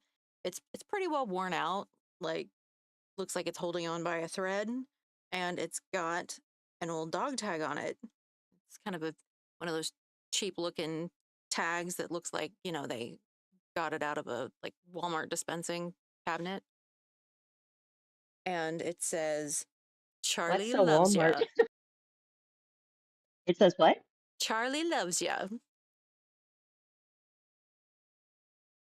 She's gonna go, Charlie. The dog just kind of goes, "Hmm?" and starts panning. Oh, do you like the name Charlie? And she's gonna pat. She's gonna try to scritch his like behind his ears. She's gonna like, do you like that? And he's absolutely bonded to you at this moment. Like, this is your best friend. You are his new person.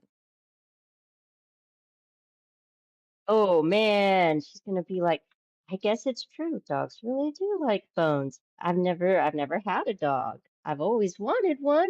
She's just gonna be like, oh. And as she's talking, he's just looking at her like he understands every word she's saying and is super excited that she is talking to him and not yelling at him and throwing things at him.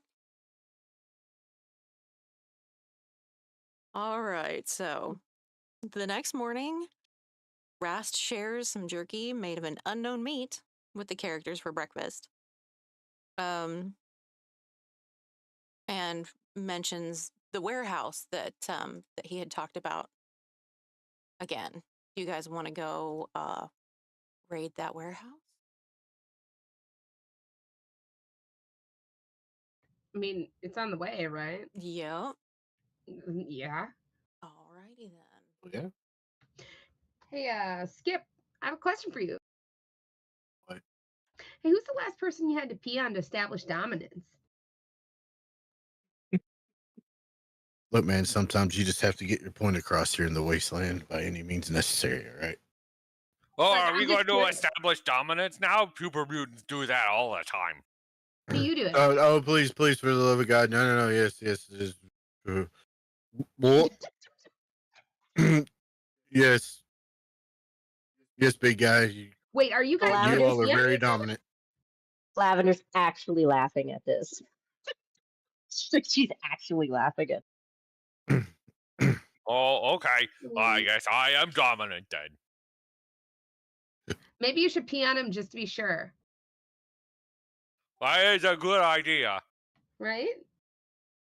And Skip's just kind of like muttering to himself. He's like, I don't have to outrun the Death Claws or the Alguai or anything. I just have to outrun all of them. Just the pee stream.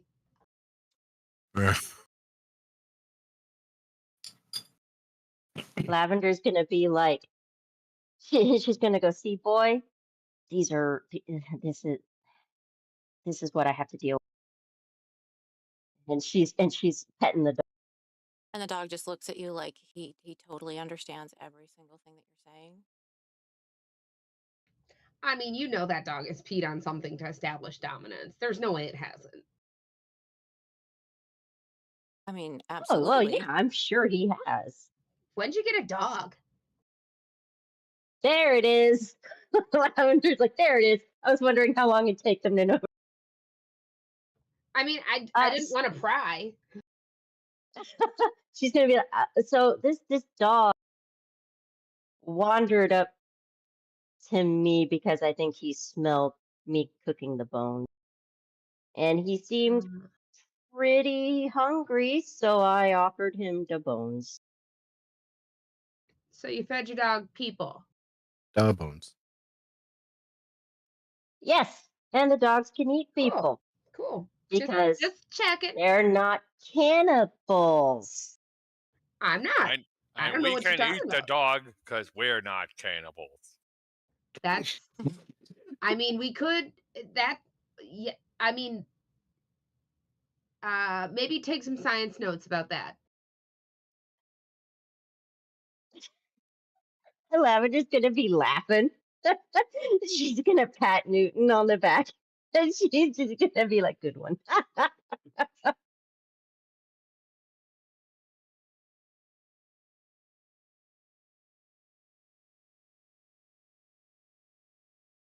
All right. So, I got nothing. I just start walking out the door. Yeah. Rox is a little lost, so she just follows Skip. all right. And Rast leads the way to this old warehouse. And in a small clearing among a bunch of burned out buildings is this old warehouse, not much bigger than the house you guys spent the night in last night. The windows are barred from the outside and appear to be boarded up from the inside. Its entrance is a set of wide doors held shut by two heavy padlocked chains. A rusty sign near the door reads Green Brothers and Company. No parking, keep clear. Spray painted beneath the sign in faded red letters are the words, Hell is empty, all the devils are here. Cool. Should I pick the locks? Do you think the Green Brothers are super mutants? Maybe. Do you know them? I haven't met a super mutant named Brother, but I know one named Green. He was kind of brown. Huh. That's ironic. No, he was made of flesh and not iron. Oh, well, that's good. Are you guys used to signs like this out here? Oh yeah. Oh yeah. So I this mean, this literally is hell on earth. Well, it's not the and you and you greatest. and you see Skip just kind of like look and kind of like randomly point. Okay, she's gonna look at where he's randomly pointing. If this is heaven, you've been fucked. He's Her true. face is gonna fall. Her face is gonna fall, and she's just gonna be like, "Yeah."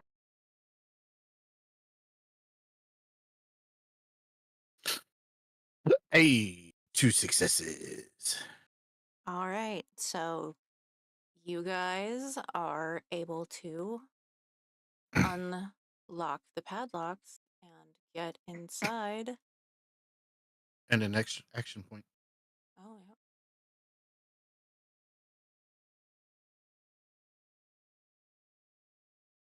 All right, Lavender's gonna quietly pet the dog.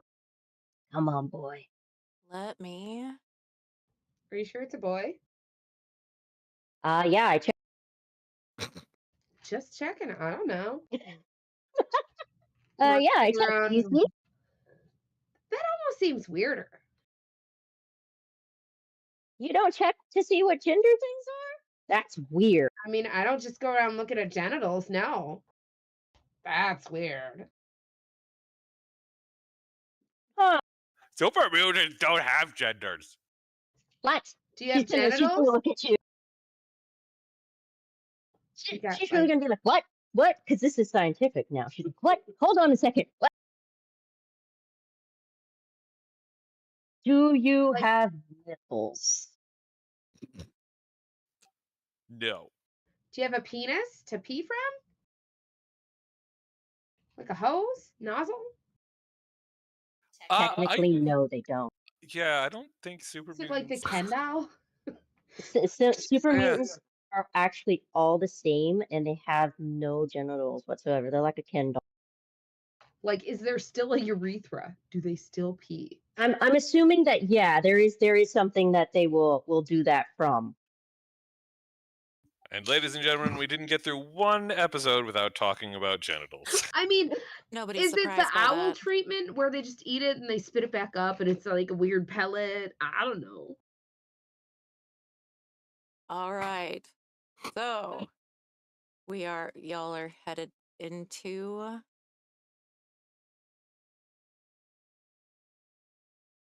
the warehouse. And Quietly. Mhm. We're headed in there quietly, sneakily. Stomp, stomp, stomp.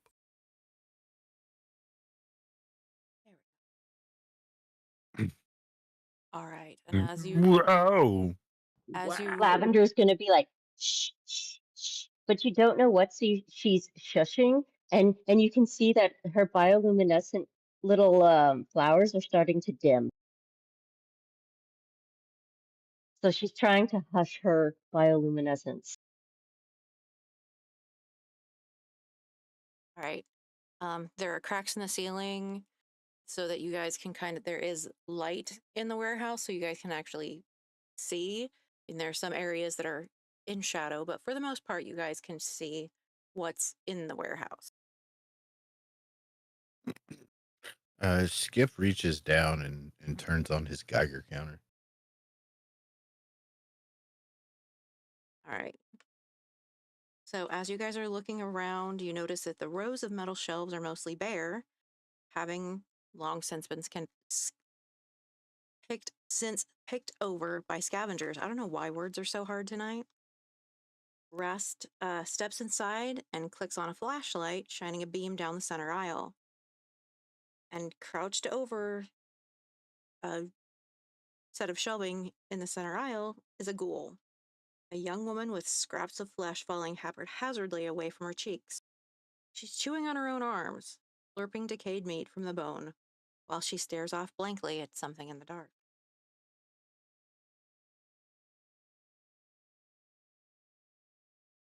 Well, shit. Can we see what she's staring at? No, but she's staring intently at something. Lavender's like, the hell is that? It's not good when they chewing on themselves. Like, for real. Is that human? Not anymore. And because you guys are having this conversation, this one notices you. And she slowly sort of straightens up. Oh, shit. Lavender says the exact same thing at the exact same time. Yeah, usually you can't talk to them. Sometimes they talk. Hey, do you talk? I feel like Big Man would be in front. Yeah, he's in front. Oh yeah, you guys can move. I just unlocked the tokens. I didn't realize that they were locked on the map. So Newton is going to say, hey, do you talk? Oh, fuck. Can you speak up? I couldn't hear you. And it continues to make that sort of noise and starts walking towards you, but there is a bit of a railing here that is stopping it from moving forward. No, these aren't the talky kind. And Am I to take it that they're not very smart? That's relative. All right. And as you guys are standing there, you see another one pop out from the shadows, and that's what the first ghoul was actually looking at, was the second ghoul that was in the shadows. And they're leaning against this railing, and you can kind of see that the railing is starting to give. I mean, everything's old and rusted. This railing doesn't look like it's going to hold up for very much longer. We might want to shoot them till they're dead. Yeah, that sounds like a good idea to me. Pull up All an right. aim. You guys are in combat, and all this whole warehouse, since it's just the same size as a house, is one zone. Cool.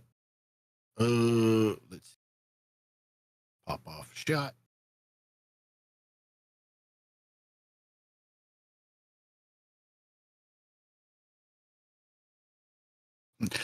Hey, a crit hit.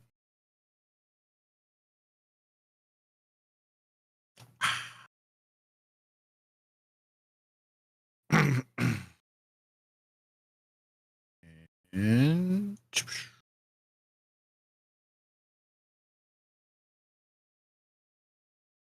damage. Go ahead and pass your turn. Yep.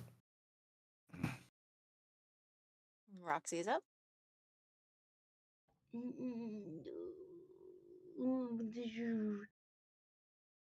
Let's go with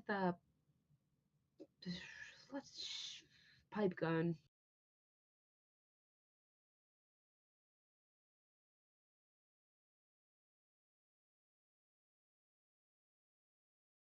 Hey. All right, roll your damage.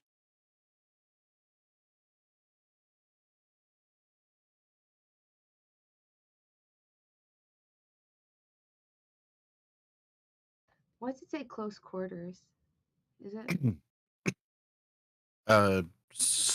Small guns that have the close quarters property. You don't. If I remember right, you don't.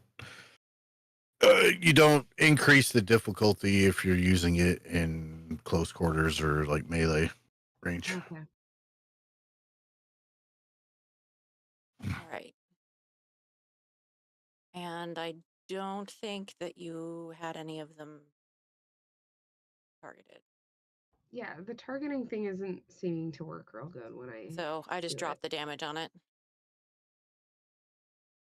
So we're good. Where'd my thing go? All right. So go ahead and pass your turn. Hold on, I'm trying to find my the tracker. It popped down.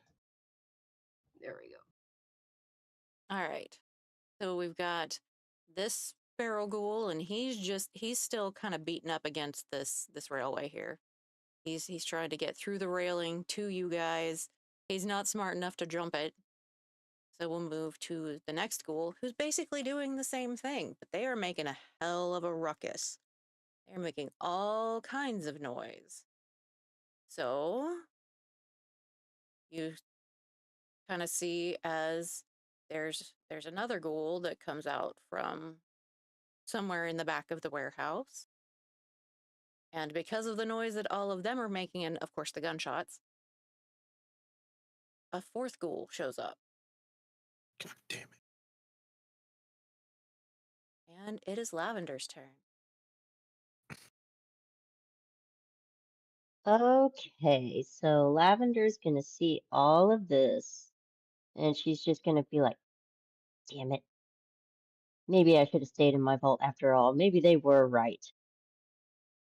This place is not worth it. She's going to take her laser rifle and she's going to try to shoot, I guess this. Okay. Do I need to move closer or I don't know? Since it's all basically in the same zone, I'm going to say no. Okay, all right, so then I'm going to go ahead.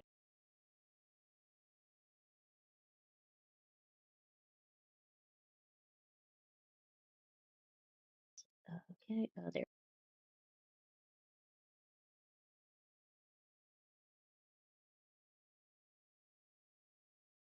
And that's a miss. Dang it! Don't forget that you do have your action points if you like. So the action points for the players are basically in a pool. You can have It costs 2 action points to buy another die to try to get a win. So if you want to use an action point to try to shoot him again, D20 costs 1. Second second one dice costs. costs 3. Okay, yeah. Thank you. Where? How do I see the action points?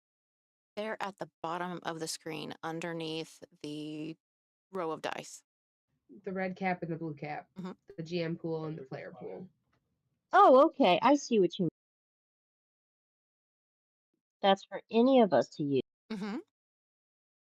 Okay. Yep. And if something it takes one, if it's a difficulty of 1 and you get 2 successes, one of those points gets into the player pool. And there are some things that are like a 0 difficulty. So even if you get just 1 success, that point would go into the player pool. I see. Okay. And like my mysterious stranger, how like that's not that. That's a different kind of point, right? That is a luck point, I believe. Okay. We don't have any of. That is just per character. So your character should have luck points.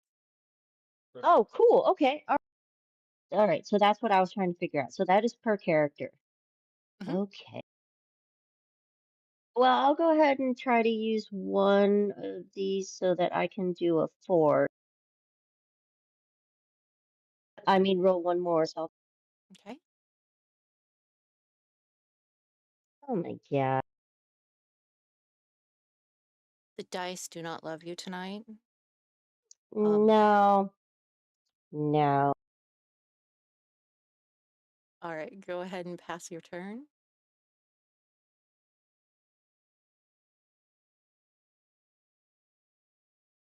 All right. So your dog is hanging out there right beside you. And he's growling. He looks like he's ready to go. Are you gonna let him run up and try to attack the ghouls? Um, yeah, okay. Yeah, she's gonna say, okay, go get him. Dog meat, go.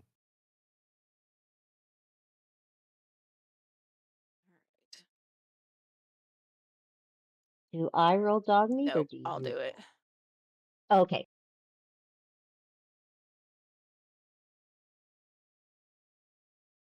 All right, so the dog gets a bite on that ghoul.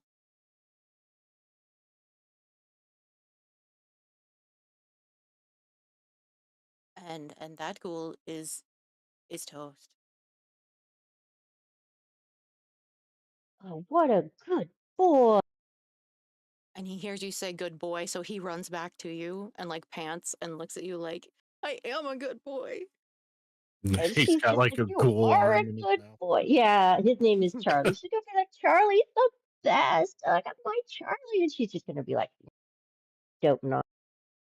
So when you said go get him, Newton said okay. He's gonna go run after them too. Newton wants pets on the head. Good boy, Newton. And Newton, a good boy is a different super mutant. I am Newton. Cool. All right, so he's going to smash the ghoul. Okay. Yeah, Oh, it's you getting did. smashed.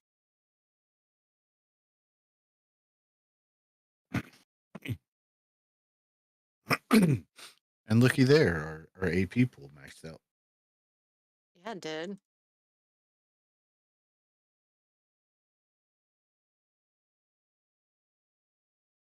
All right. Nice shot. Go ahead and pass your turn.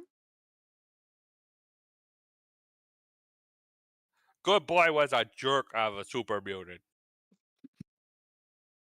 All right, so Rast is going to kind of move up here and target that one and use his laser pistol. God damn. All right. crits. And it is Skip's turn. I don't know if that's coded incorrectly, but I believe vicious adds an additional point of damage based on the effect roll. Okay.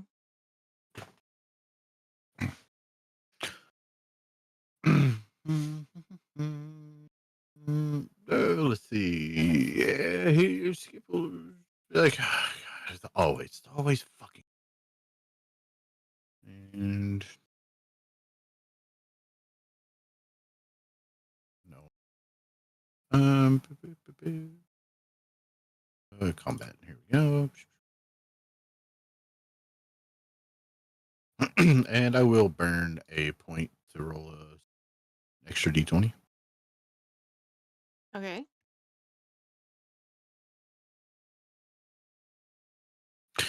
Good thing. And let's see. Right. 4 damage.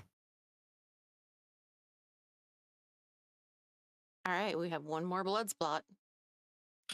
Yay. And it's Roxy's turn.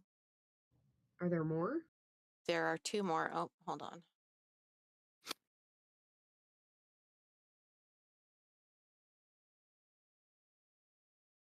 There we go.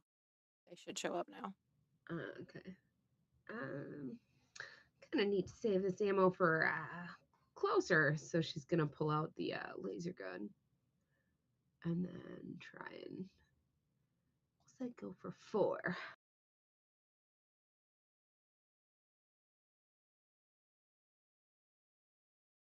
Where'd my thing go? There it is.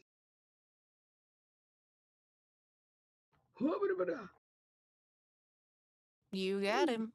Roll your damage.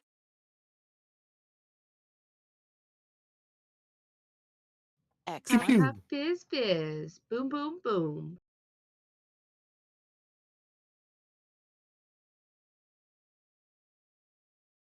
All right. Go ahead and pass your turn. Yeah. Crush it again, Newton. All right. No done So, well, when it's no done's turn. so Feral Ghoul number 3 kind of moves up on Newton. And Newton's like, wait 4 seconds. He's killing it out there, man. and he's gonna take a swing at Newton.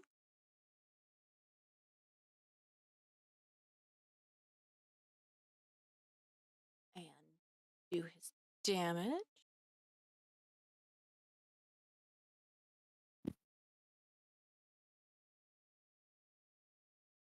And the 4th ghoul is going to move closer. And of course, Newton's unfortunately right there. So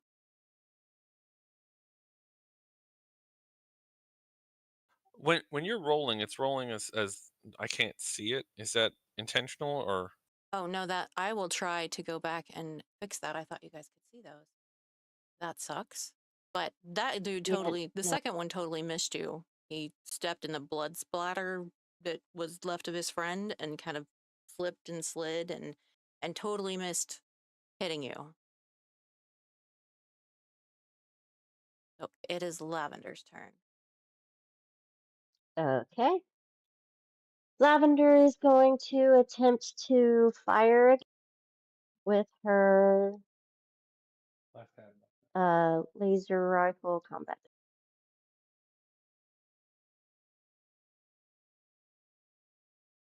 Hold on. I need to find. Oh, this one. This one. Okay. There we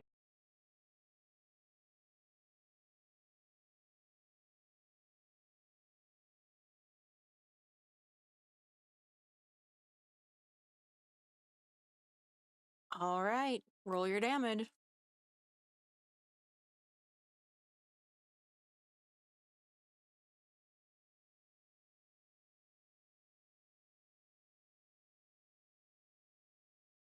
Okay, these ghouls are looking seriously not well. Like they're still kind of trying to get to Newton, but they look super like they're on their last legs.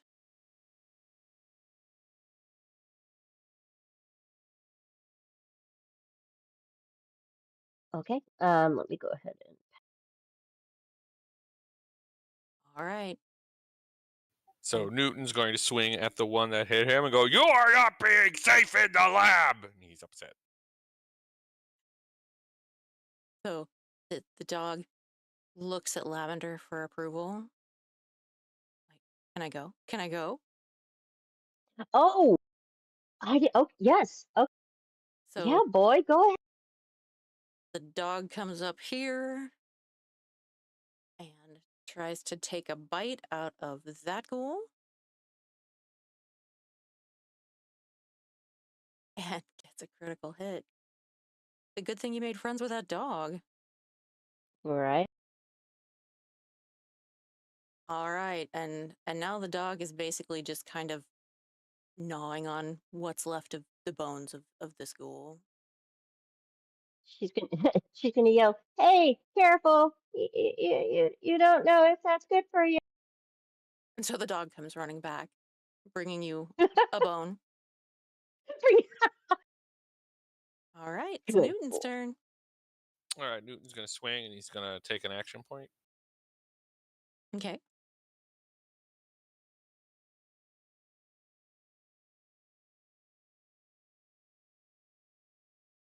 All right. You guys, your action points are back up to the max.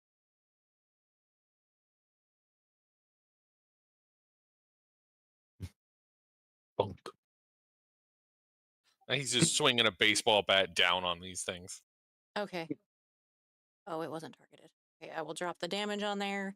And Oh, oops. no, that's okay. And the ghoul basically just crumples under this baseball bat.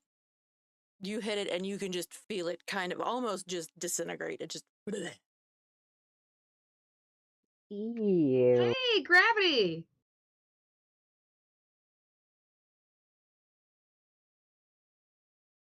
All It right. works. Newton's a little mad and he's going to stomp on him a little bit. All right. Well, now that that little surprise is out of the way, I guess it's time to start looking through the rest of this place. And Skip's just gonna start losing his like tinkerer ever loving freaking mind. Yeah, we're gonna find more surprises. No way we're not. I don't know, with all the with all the noise that we made, Rast says, if there was anything I else in better here. not be any more ghouls in here. You did good, big man. He's saying that extra loud, trying to scare the ghouls away. All right, so you guys go through, and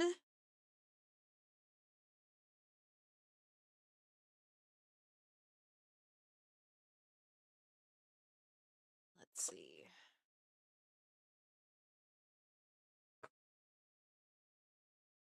So, ammunition. We're basically going through this place, 76 style. We are taking everything. Yeah. I mean, Newton has a really high carry weight. All right. And since I'm not super closely tracking ammo, however, you guys find fusion cells. Hold on.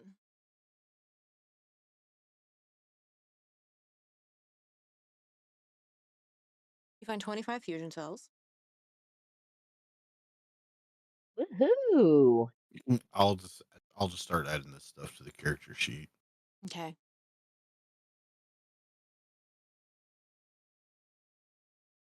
And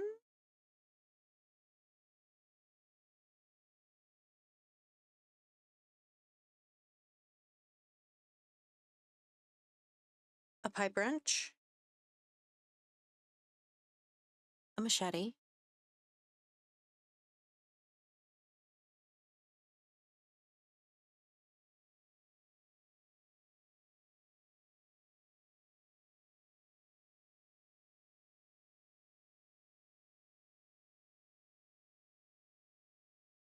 leather armor.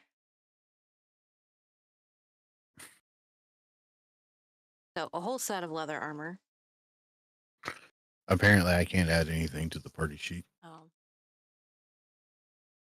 Well, let me. Can we can we wear some of that leather?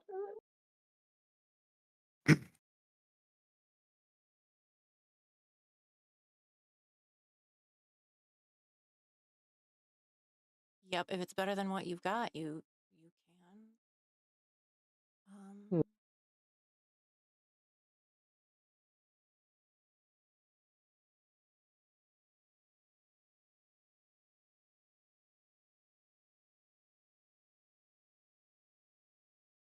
So I'm looking because I bought a deal that should make it so that I can just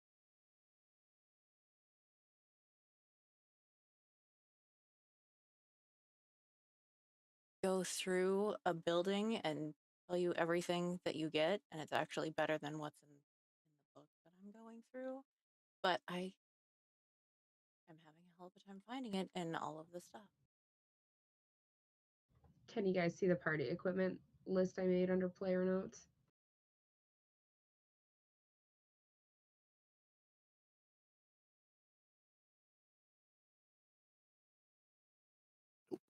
I don't see anything in player notes.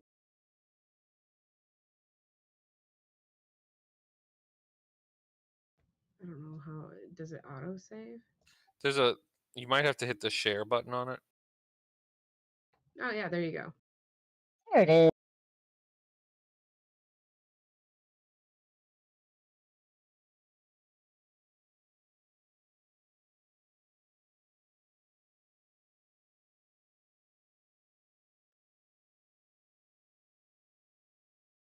Okay. Okay. Scavenged supplies loot.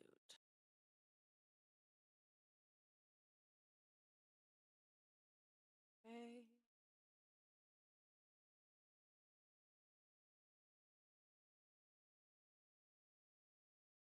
Yes, this is one of the fun things that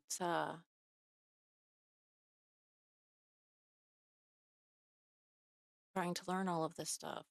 Okay, we don't need that. Remember, Newton, you gotta pee on the ghouls to teach them that you're the dominant one. Okay, so I am able to put things Newton in the loot. will have to scrape him off Perfect. shoe before he pees on them. Yeah, make sure you write gravity notes too with the stream. Newton always records his pees. Oh, good. That's very important. Hope you're regular. All Power right. armor pieces. Oh yeah, I guess you guys there is a power armor piece in there, isn't there? You hear like a metal clink coming from Huh? the excitement area of Skip. All right. So with all, I'm gonna roll one more time in the scavenging the warehouse loot table, and we will see what all we got. So we got 45 rounds, some 5.56, Attack of the Fishmen magazine, a baton, a fusion core, heavy combat armor leg, a laser gun, a power armor frame, purified Oh water, god. Radaway, a power armor Power chest armor. piece, sniper barrel, diluted stim pack, steady raider armor leg. There's just their whole bunch. Walking cane, vodka, the gunsmith of Harper's Ferry magazine, and tales of a Junktown jerky vendor. Yeah, that's a lot. Someone else want to type all of that? No, it's in the party sheet. It's in the party sheet now. Oh, perfect. Where is the party sheet? So if you look in your tools at the top, it looks like 3 people. Party sheet. It's the party sheet. Oh, okay. Mine's blank. Drop PCs here to add party members. Inventory. Oh, I see. I see the inventory. All right, let me add you guys to the party. You know. Might be why I couldn't add it. There's a lot of Mr. Gutsy plating. All right. So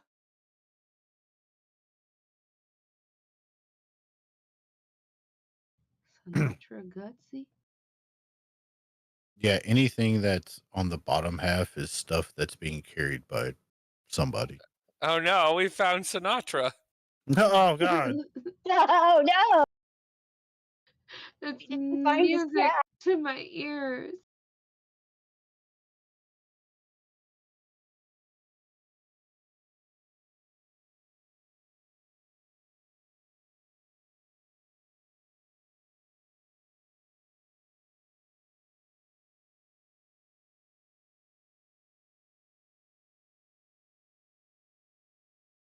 Man, books.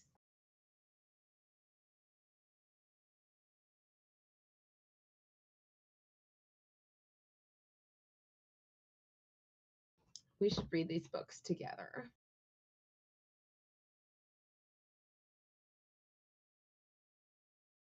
Newton, do you know how to read? Why would you ask him that? He has a book. He takes notes. Have you seen his notes? Yeah, it looks like my mom used to write, I think.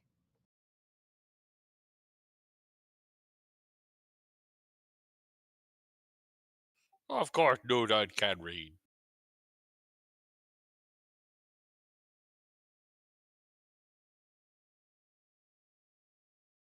all right. So you guys can drag the little lightning shaped deals to your inventory and move stuff to your inventory. Alcohol? And you Oh, also now you want the alcohol? Yeah, it's explosive. Flammable technique. Combustible. That we can agree on.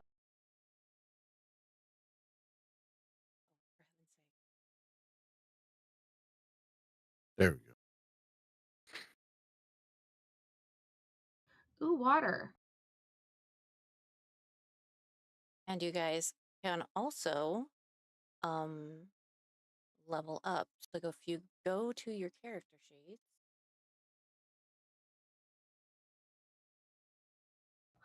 There's a walking cane. and on Ooh, power armor frame.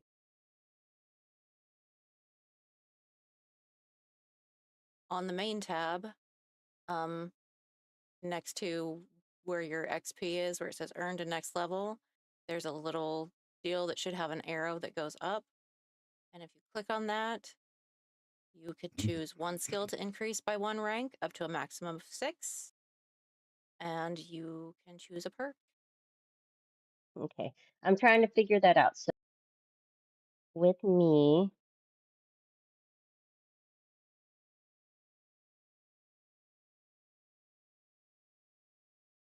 okay, repeat that one more time. Okay, How do I level up? so on the main tab, Mm-hmm. there will be a little deal that says XP, and it looks like there's a little green arrow behind it. If you click on that, Correct. it will tell you.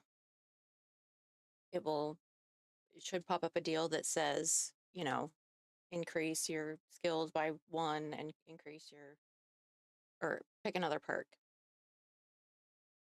Oh, okay, I see. I got it. And then you can pick one perk.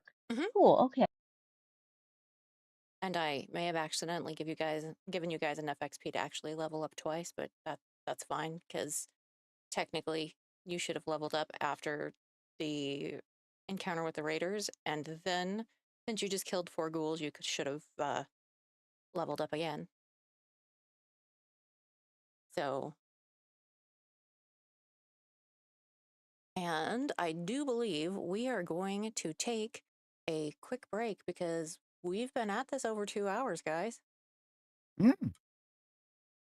Hooray! Hooray! So while you guys are leveling up, I'm going to go ahead and switch over to the waiting screen, and we will be back in about 10 minutes.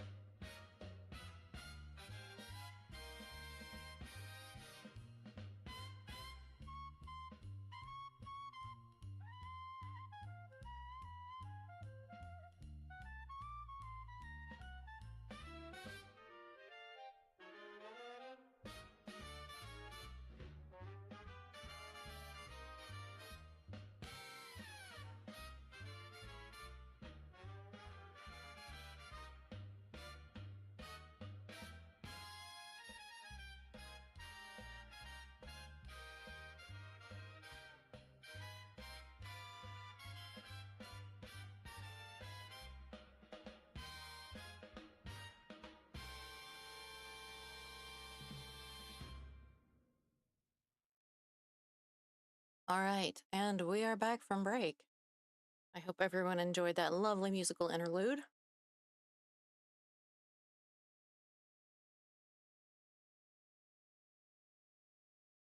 So we have just cleared out a warehouse of ghouls and then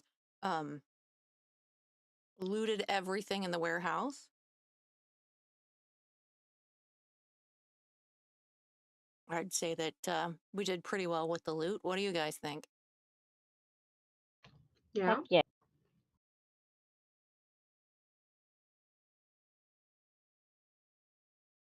Newton has a new pair of pants. Nice. It is my image that Newton found like a locker room and like bent some doors and turned them into armor. That tracks. So Absolutely. he's Two pieces of pipe.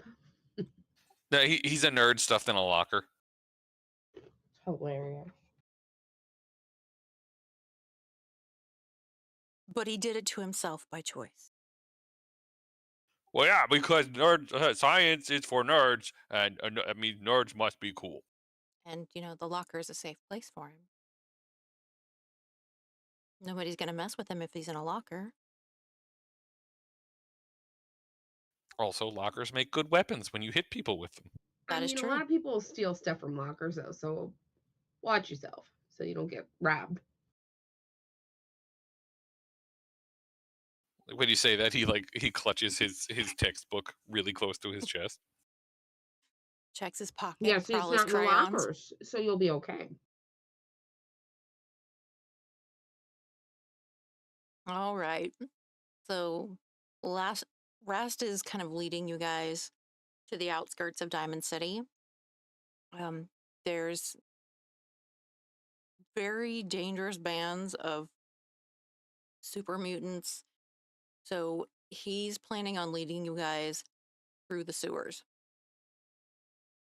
So you travel together for several long hours through a bright, uncomfortably hot day. He leads you around the bands of super mutants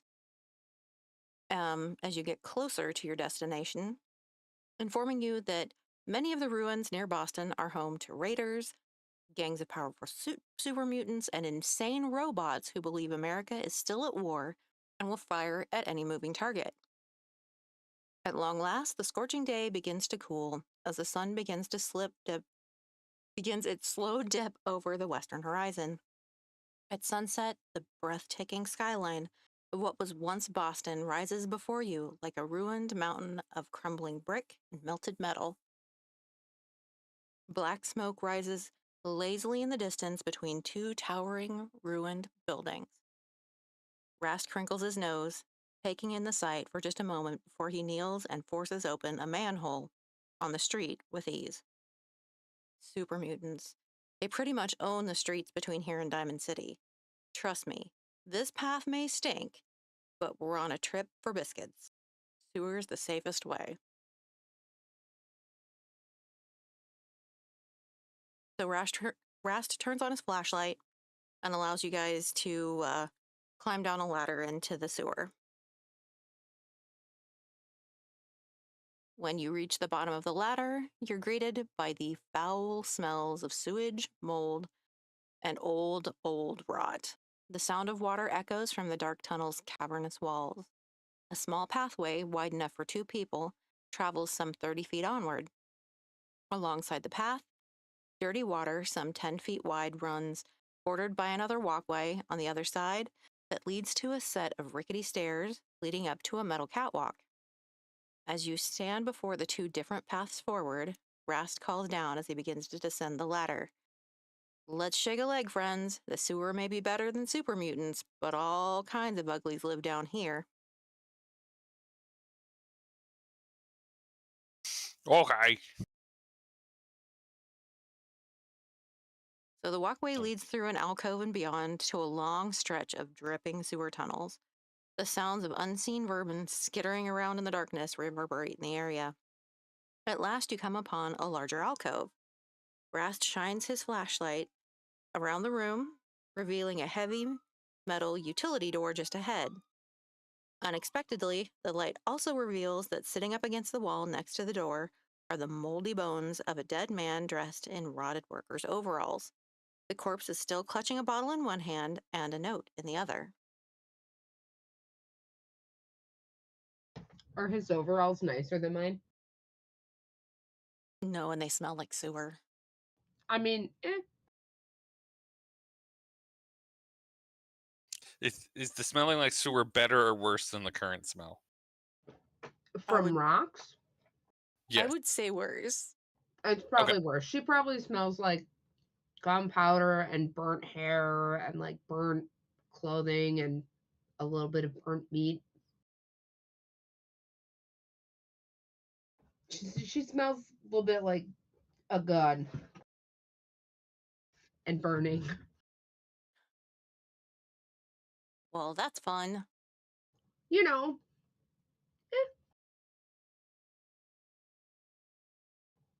there are way worse things to smell like molding sewer overalls. I'm looking up small gun mods that I have access to now after my perk, so it's a process. So he has a note in his hand? He does. Do you want to see what it says? Yeah, I want to take it and see if it can read it at all. I mean, it might be moist, sewage damaged. All right. The note reads, "What a gas. Looks like the joke's on me. Ha ha ha." Yeah, been there, buddy. His stuff in his other hand. He does. He has a bottle, but it's empty. I bet it was combustible. Somebody set this guy up. That's hilarious. But this bottle might be good for something. I'm gonna just look and see if it's attached to like any strings or wires or anything. You don't see any strings or wires or anything. It's just, he's just holding the bottle. I'll take it. I take some bones.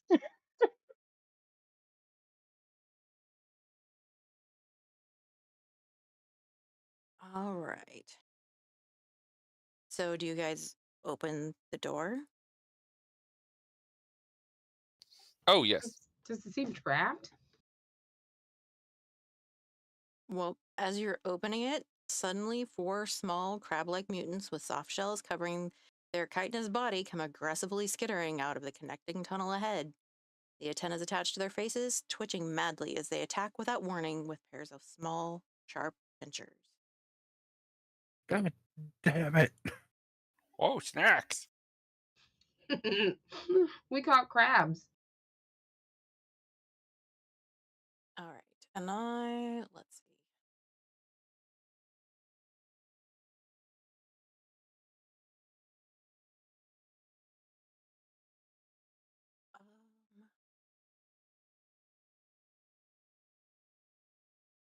Sorry, I'm working on.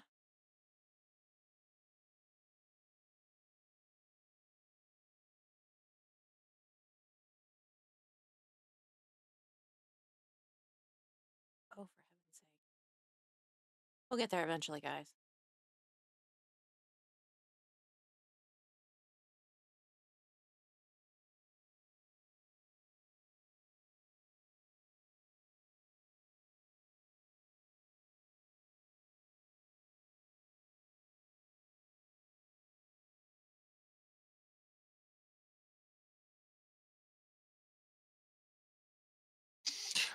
I wonder if Newton knew some of the super mutants that were patrolling the area around Diamond City.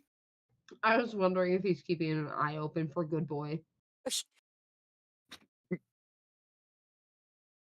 I mean, Newton knows a bunch of super mutants. Other super mutants don't like Newton. He's too intellectual for them. That's Seems valid. fair. Yeah, absolutely. All right, I just put this on a quick map.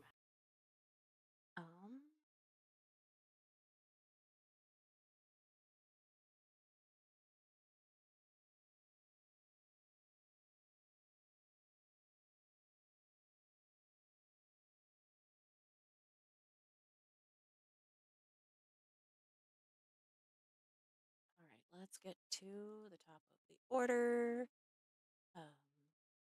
Dr. Rast is freaking out because ew, Mirelurk hatchlings.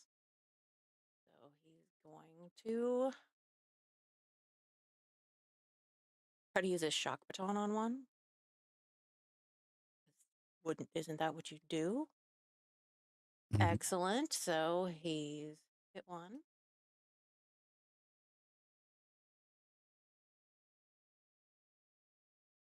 And it is Skip's turn.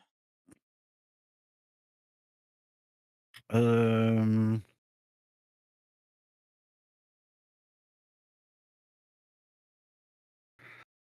do, do, do, do, do, do.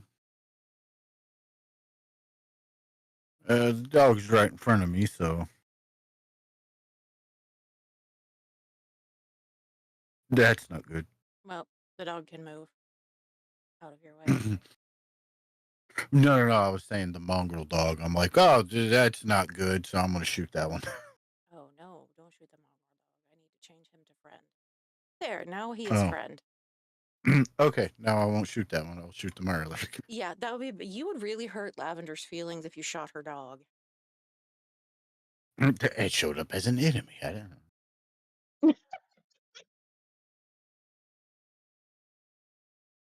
Oh, Charlie.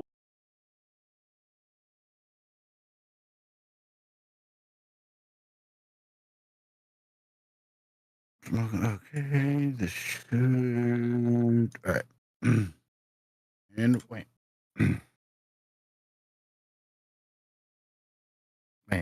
And up.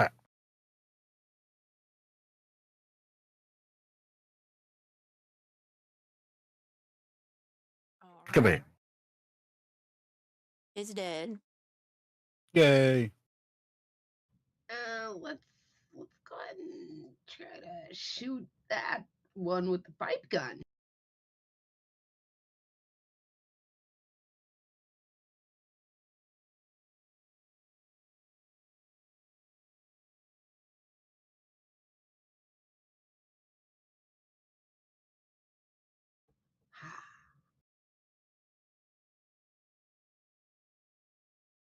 All right.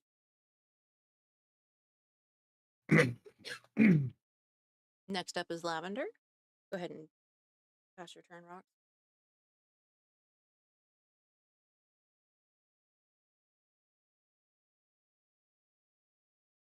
Okay. All right. So Lavender is going to.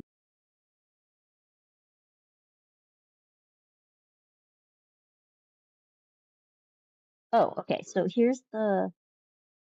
Hmm.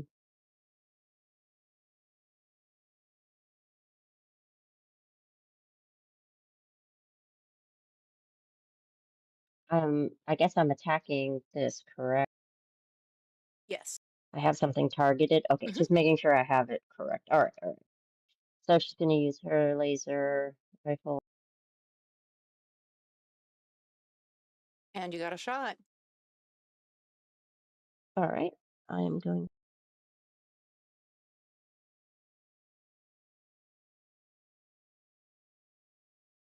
And that is taken out.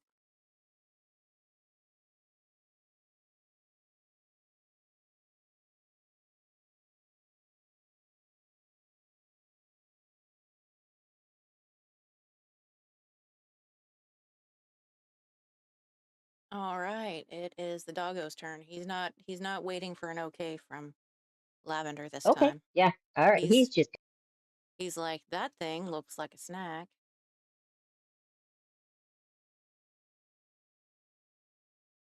But he misses because he slips on the blood of the other one. All right, it is Newton's turn. All right, Newton goes, that thing looks like a snack. And he's going to hit it with a baseball bat.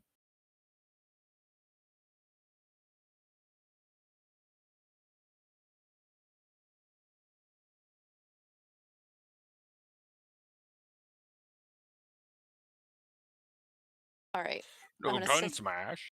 I'm going to say one of the successes negates the complication. But yeah, go ahead and hit it. Charlie is a good boy. Though we might have smashed it a little too much. I mean, so what if it's puree? That's fine. Newton didn't bring his straw. Oh, I did get a complication before. I don't know if you noticed that. Yeah, I added a GM point or an action point to the GM pool. Fun. Hmm. All right, go ahead and pass your turn.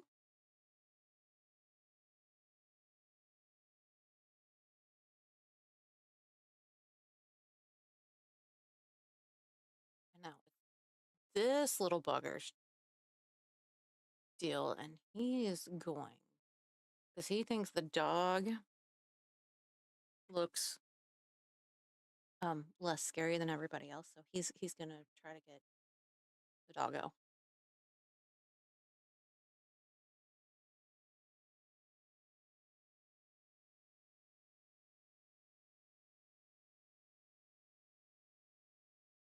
All right.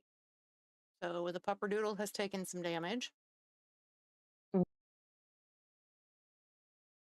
And Dr. Rast is going to attempt to smash this one with a shock baton. And he misses because it's awfully slippery down here. It's Skip's turn. Oh boy.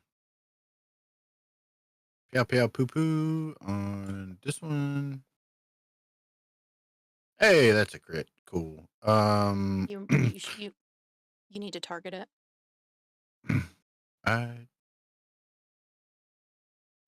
made a screen. I will. Since we're already at max, I'll just burn those two to add extra stuff.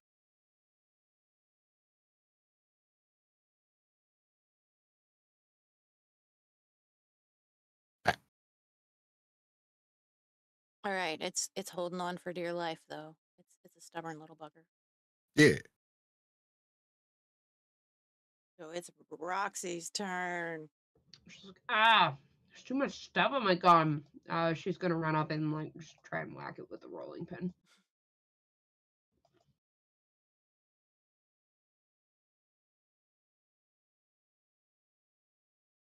You got him.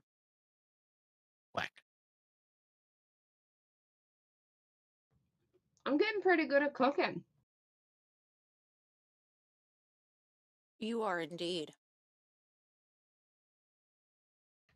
I mean, we could probably eat this.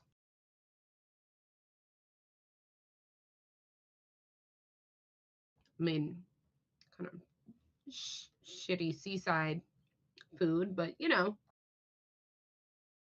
Suicide delicacy. Ugh, yeah. You'd think it would be good, but it's kind of shitty.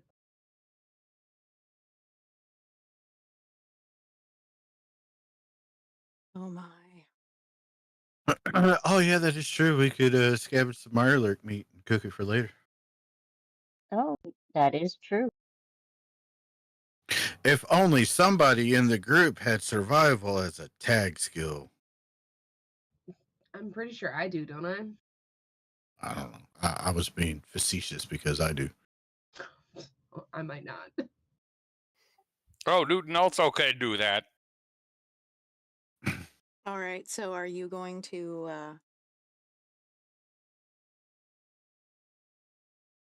butcher Harvest the meat from the Mirelurk hatchlings? Sure.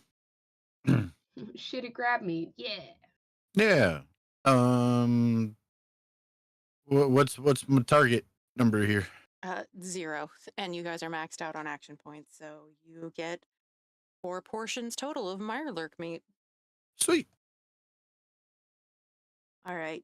Continuing along the maze of dark sewer tunnels, you eventually arrive at another large alcove lit by a dim, flickering yellow bulb. Water drips down from above, creating a soft, tinkering echo throughout the room. At the far end of the room is a ladder that climbs up to a closed manhole cover leading to the street above. A simple desk lies in the corner of the alcove, splintered into a heap of rotten wooden shards. Beneath the wood, a moldy skeletal hand is outstretched.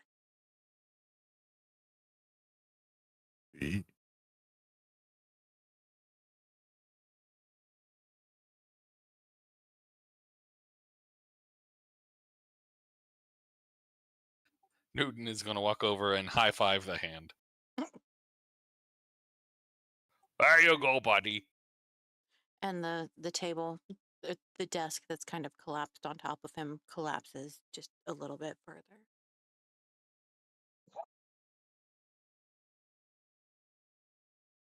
It's a desk? It's a collapsed desk. Does it have like drawers or anything, or is it like just a flat desk? Nope, it's just kind of a flat desk that looks like he was hiding underneath it, and it then collapsed. Duck and cover. They always said it would work. It never does. All right. Does this skeleton have any suspicious notes? It does not. It does, however, have a bottle of vodka. Oh, does anyone want that? I'll take that.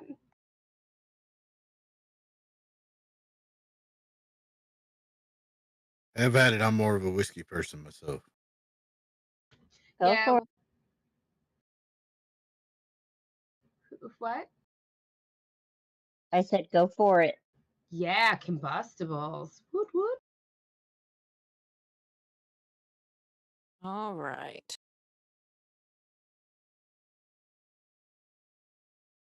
So the manhole at the top of the ladder leads just to the ruins outside of Diamond City. So you guys have now hit the outside of Diamond City. Woo! Do-do-do-do. All right. And I think with that, that is a good place to stop for the evening. Because it's going to get Oh, real wild after this. So That's Oh. so exciting. we will reconvene in 2 weeks. And Yeah. and we will see what we find in Diamond City and where we are sent from there. Remember, we've got to find Clements, who knows where things are, and so it should be very interesting. I want to thank everybody who came in to play tonight. Thank you guys. I had a good time. I hope you guys had a good time. Yeah. Sure did. I had a lot of fun. And I hope everybody watching had a lot of fun, and it wasn't, too painful to watch me try to fumble through Fantasy Grounds and make things work. So I will catch you guys. Let's see if there's anybody floating around that we can raid out to. Ooh, ghosts.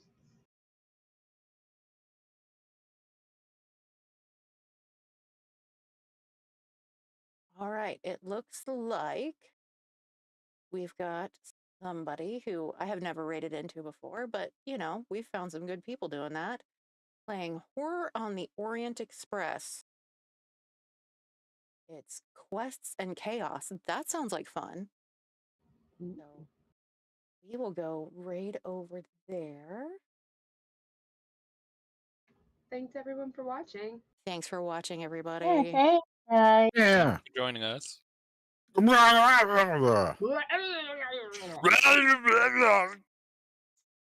Remember to test gravity and pee on people for dominance, but don't Yeah. And do we're that. out. Pee on people for dominance. I mean, that's what Newton's going to figure he has to do to get into Diamond City. Just dominance.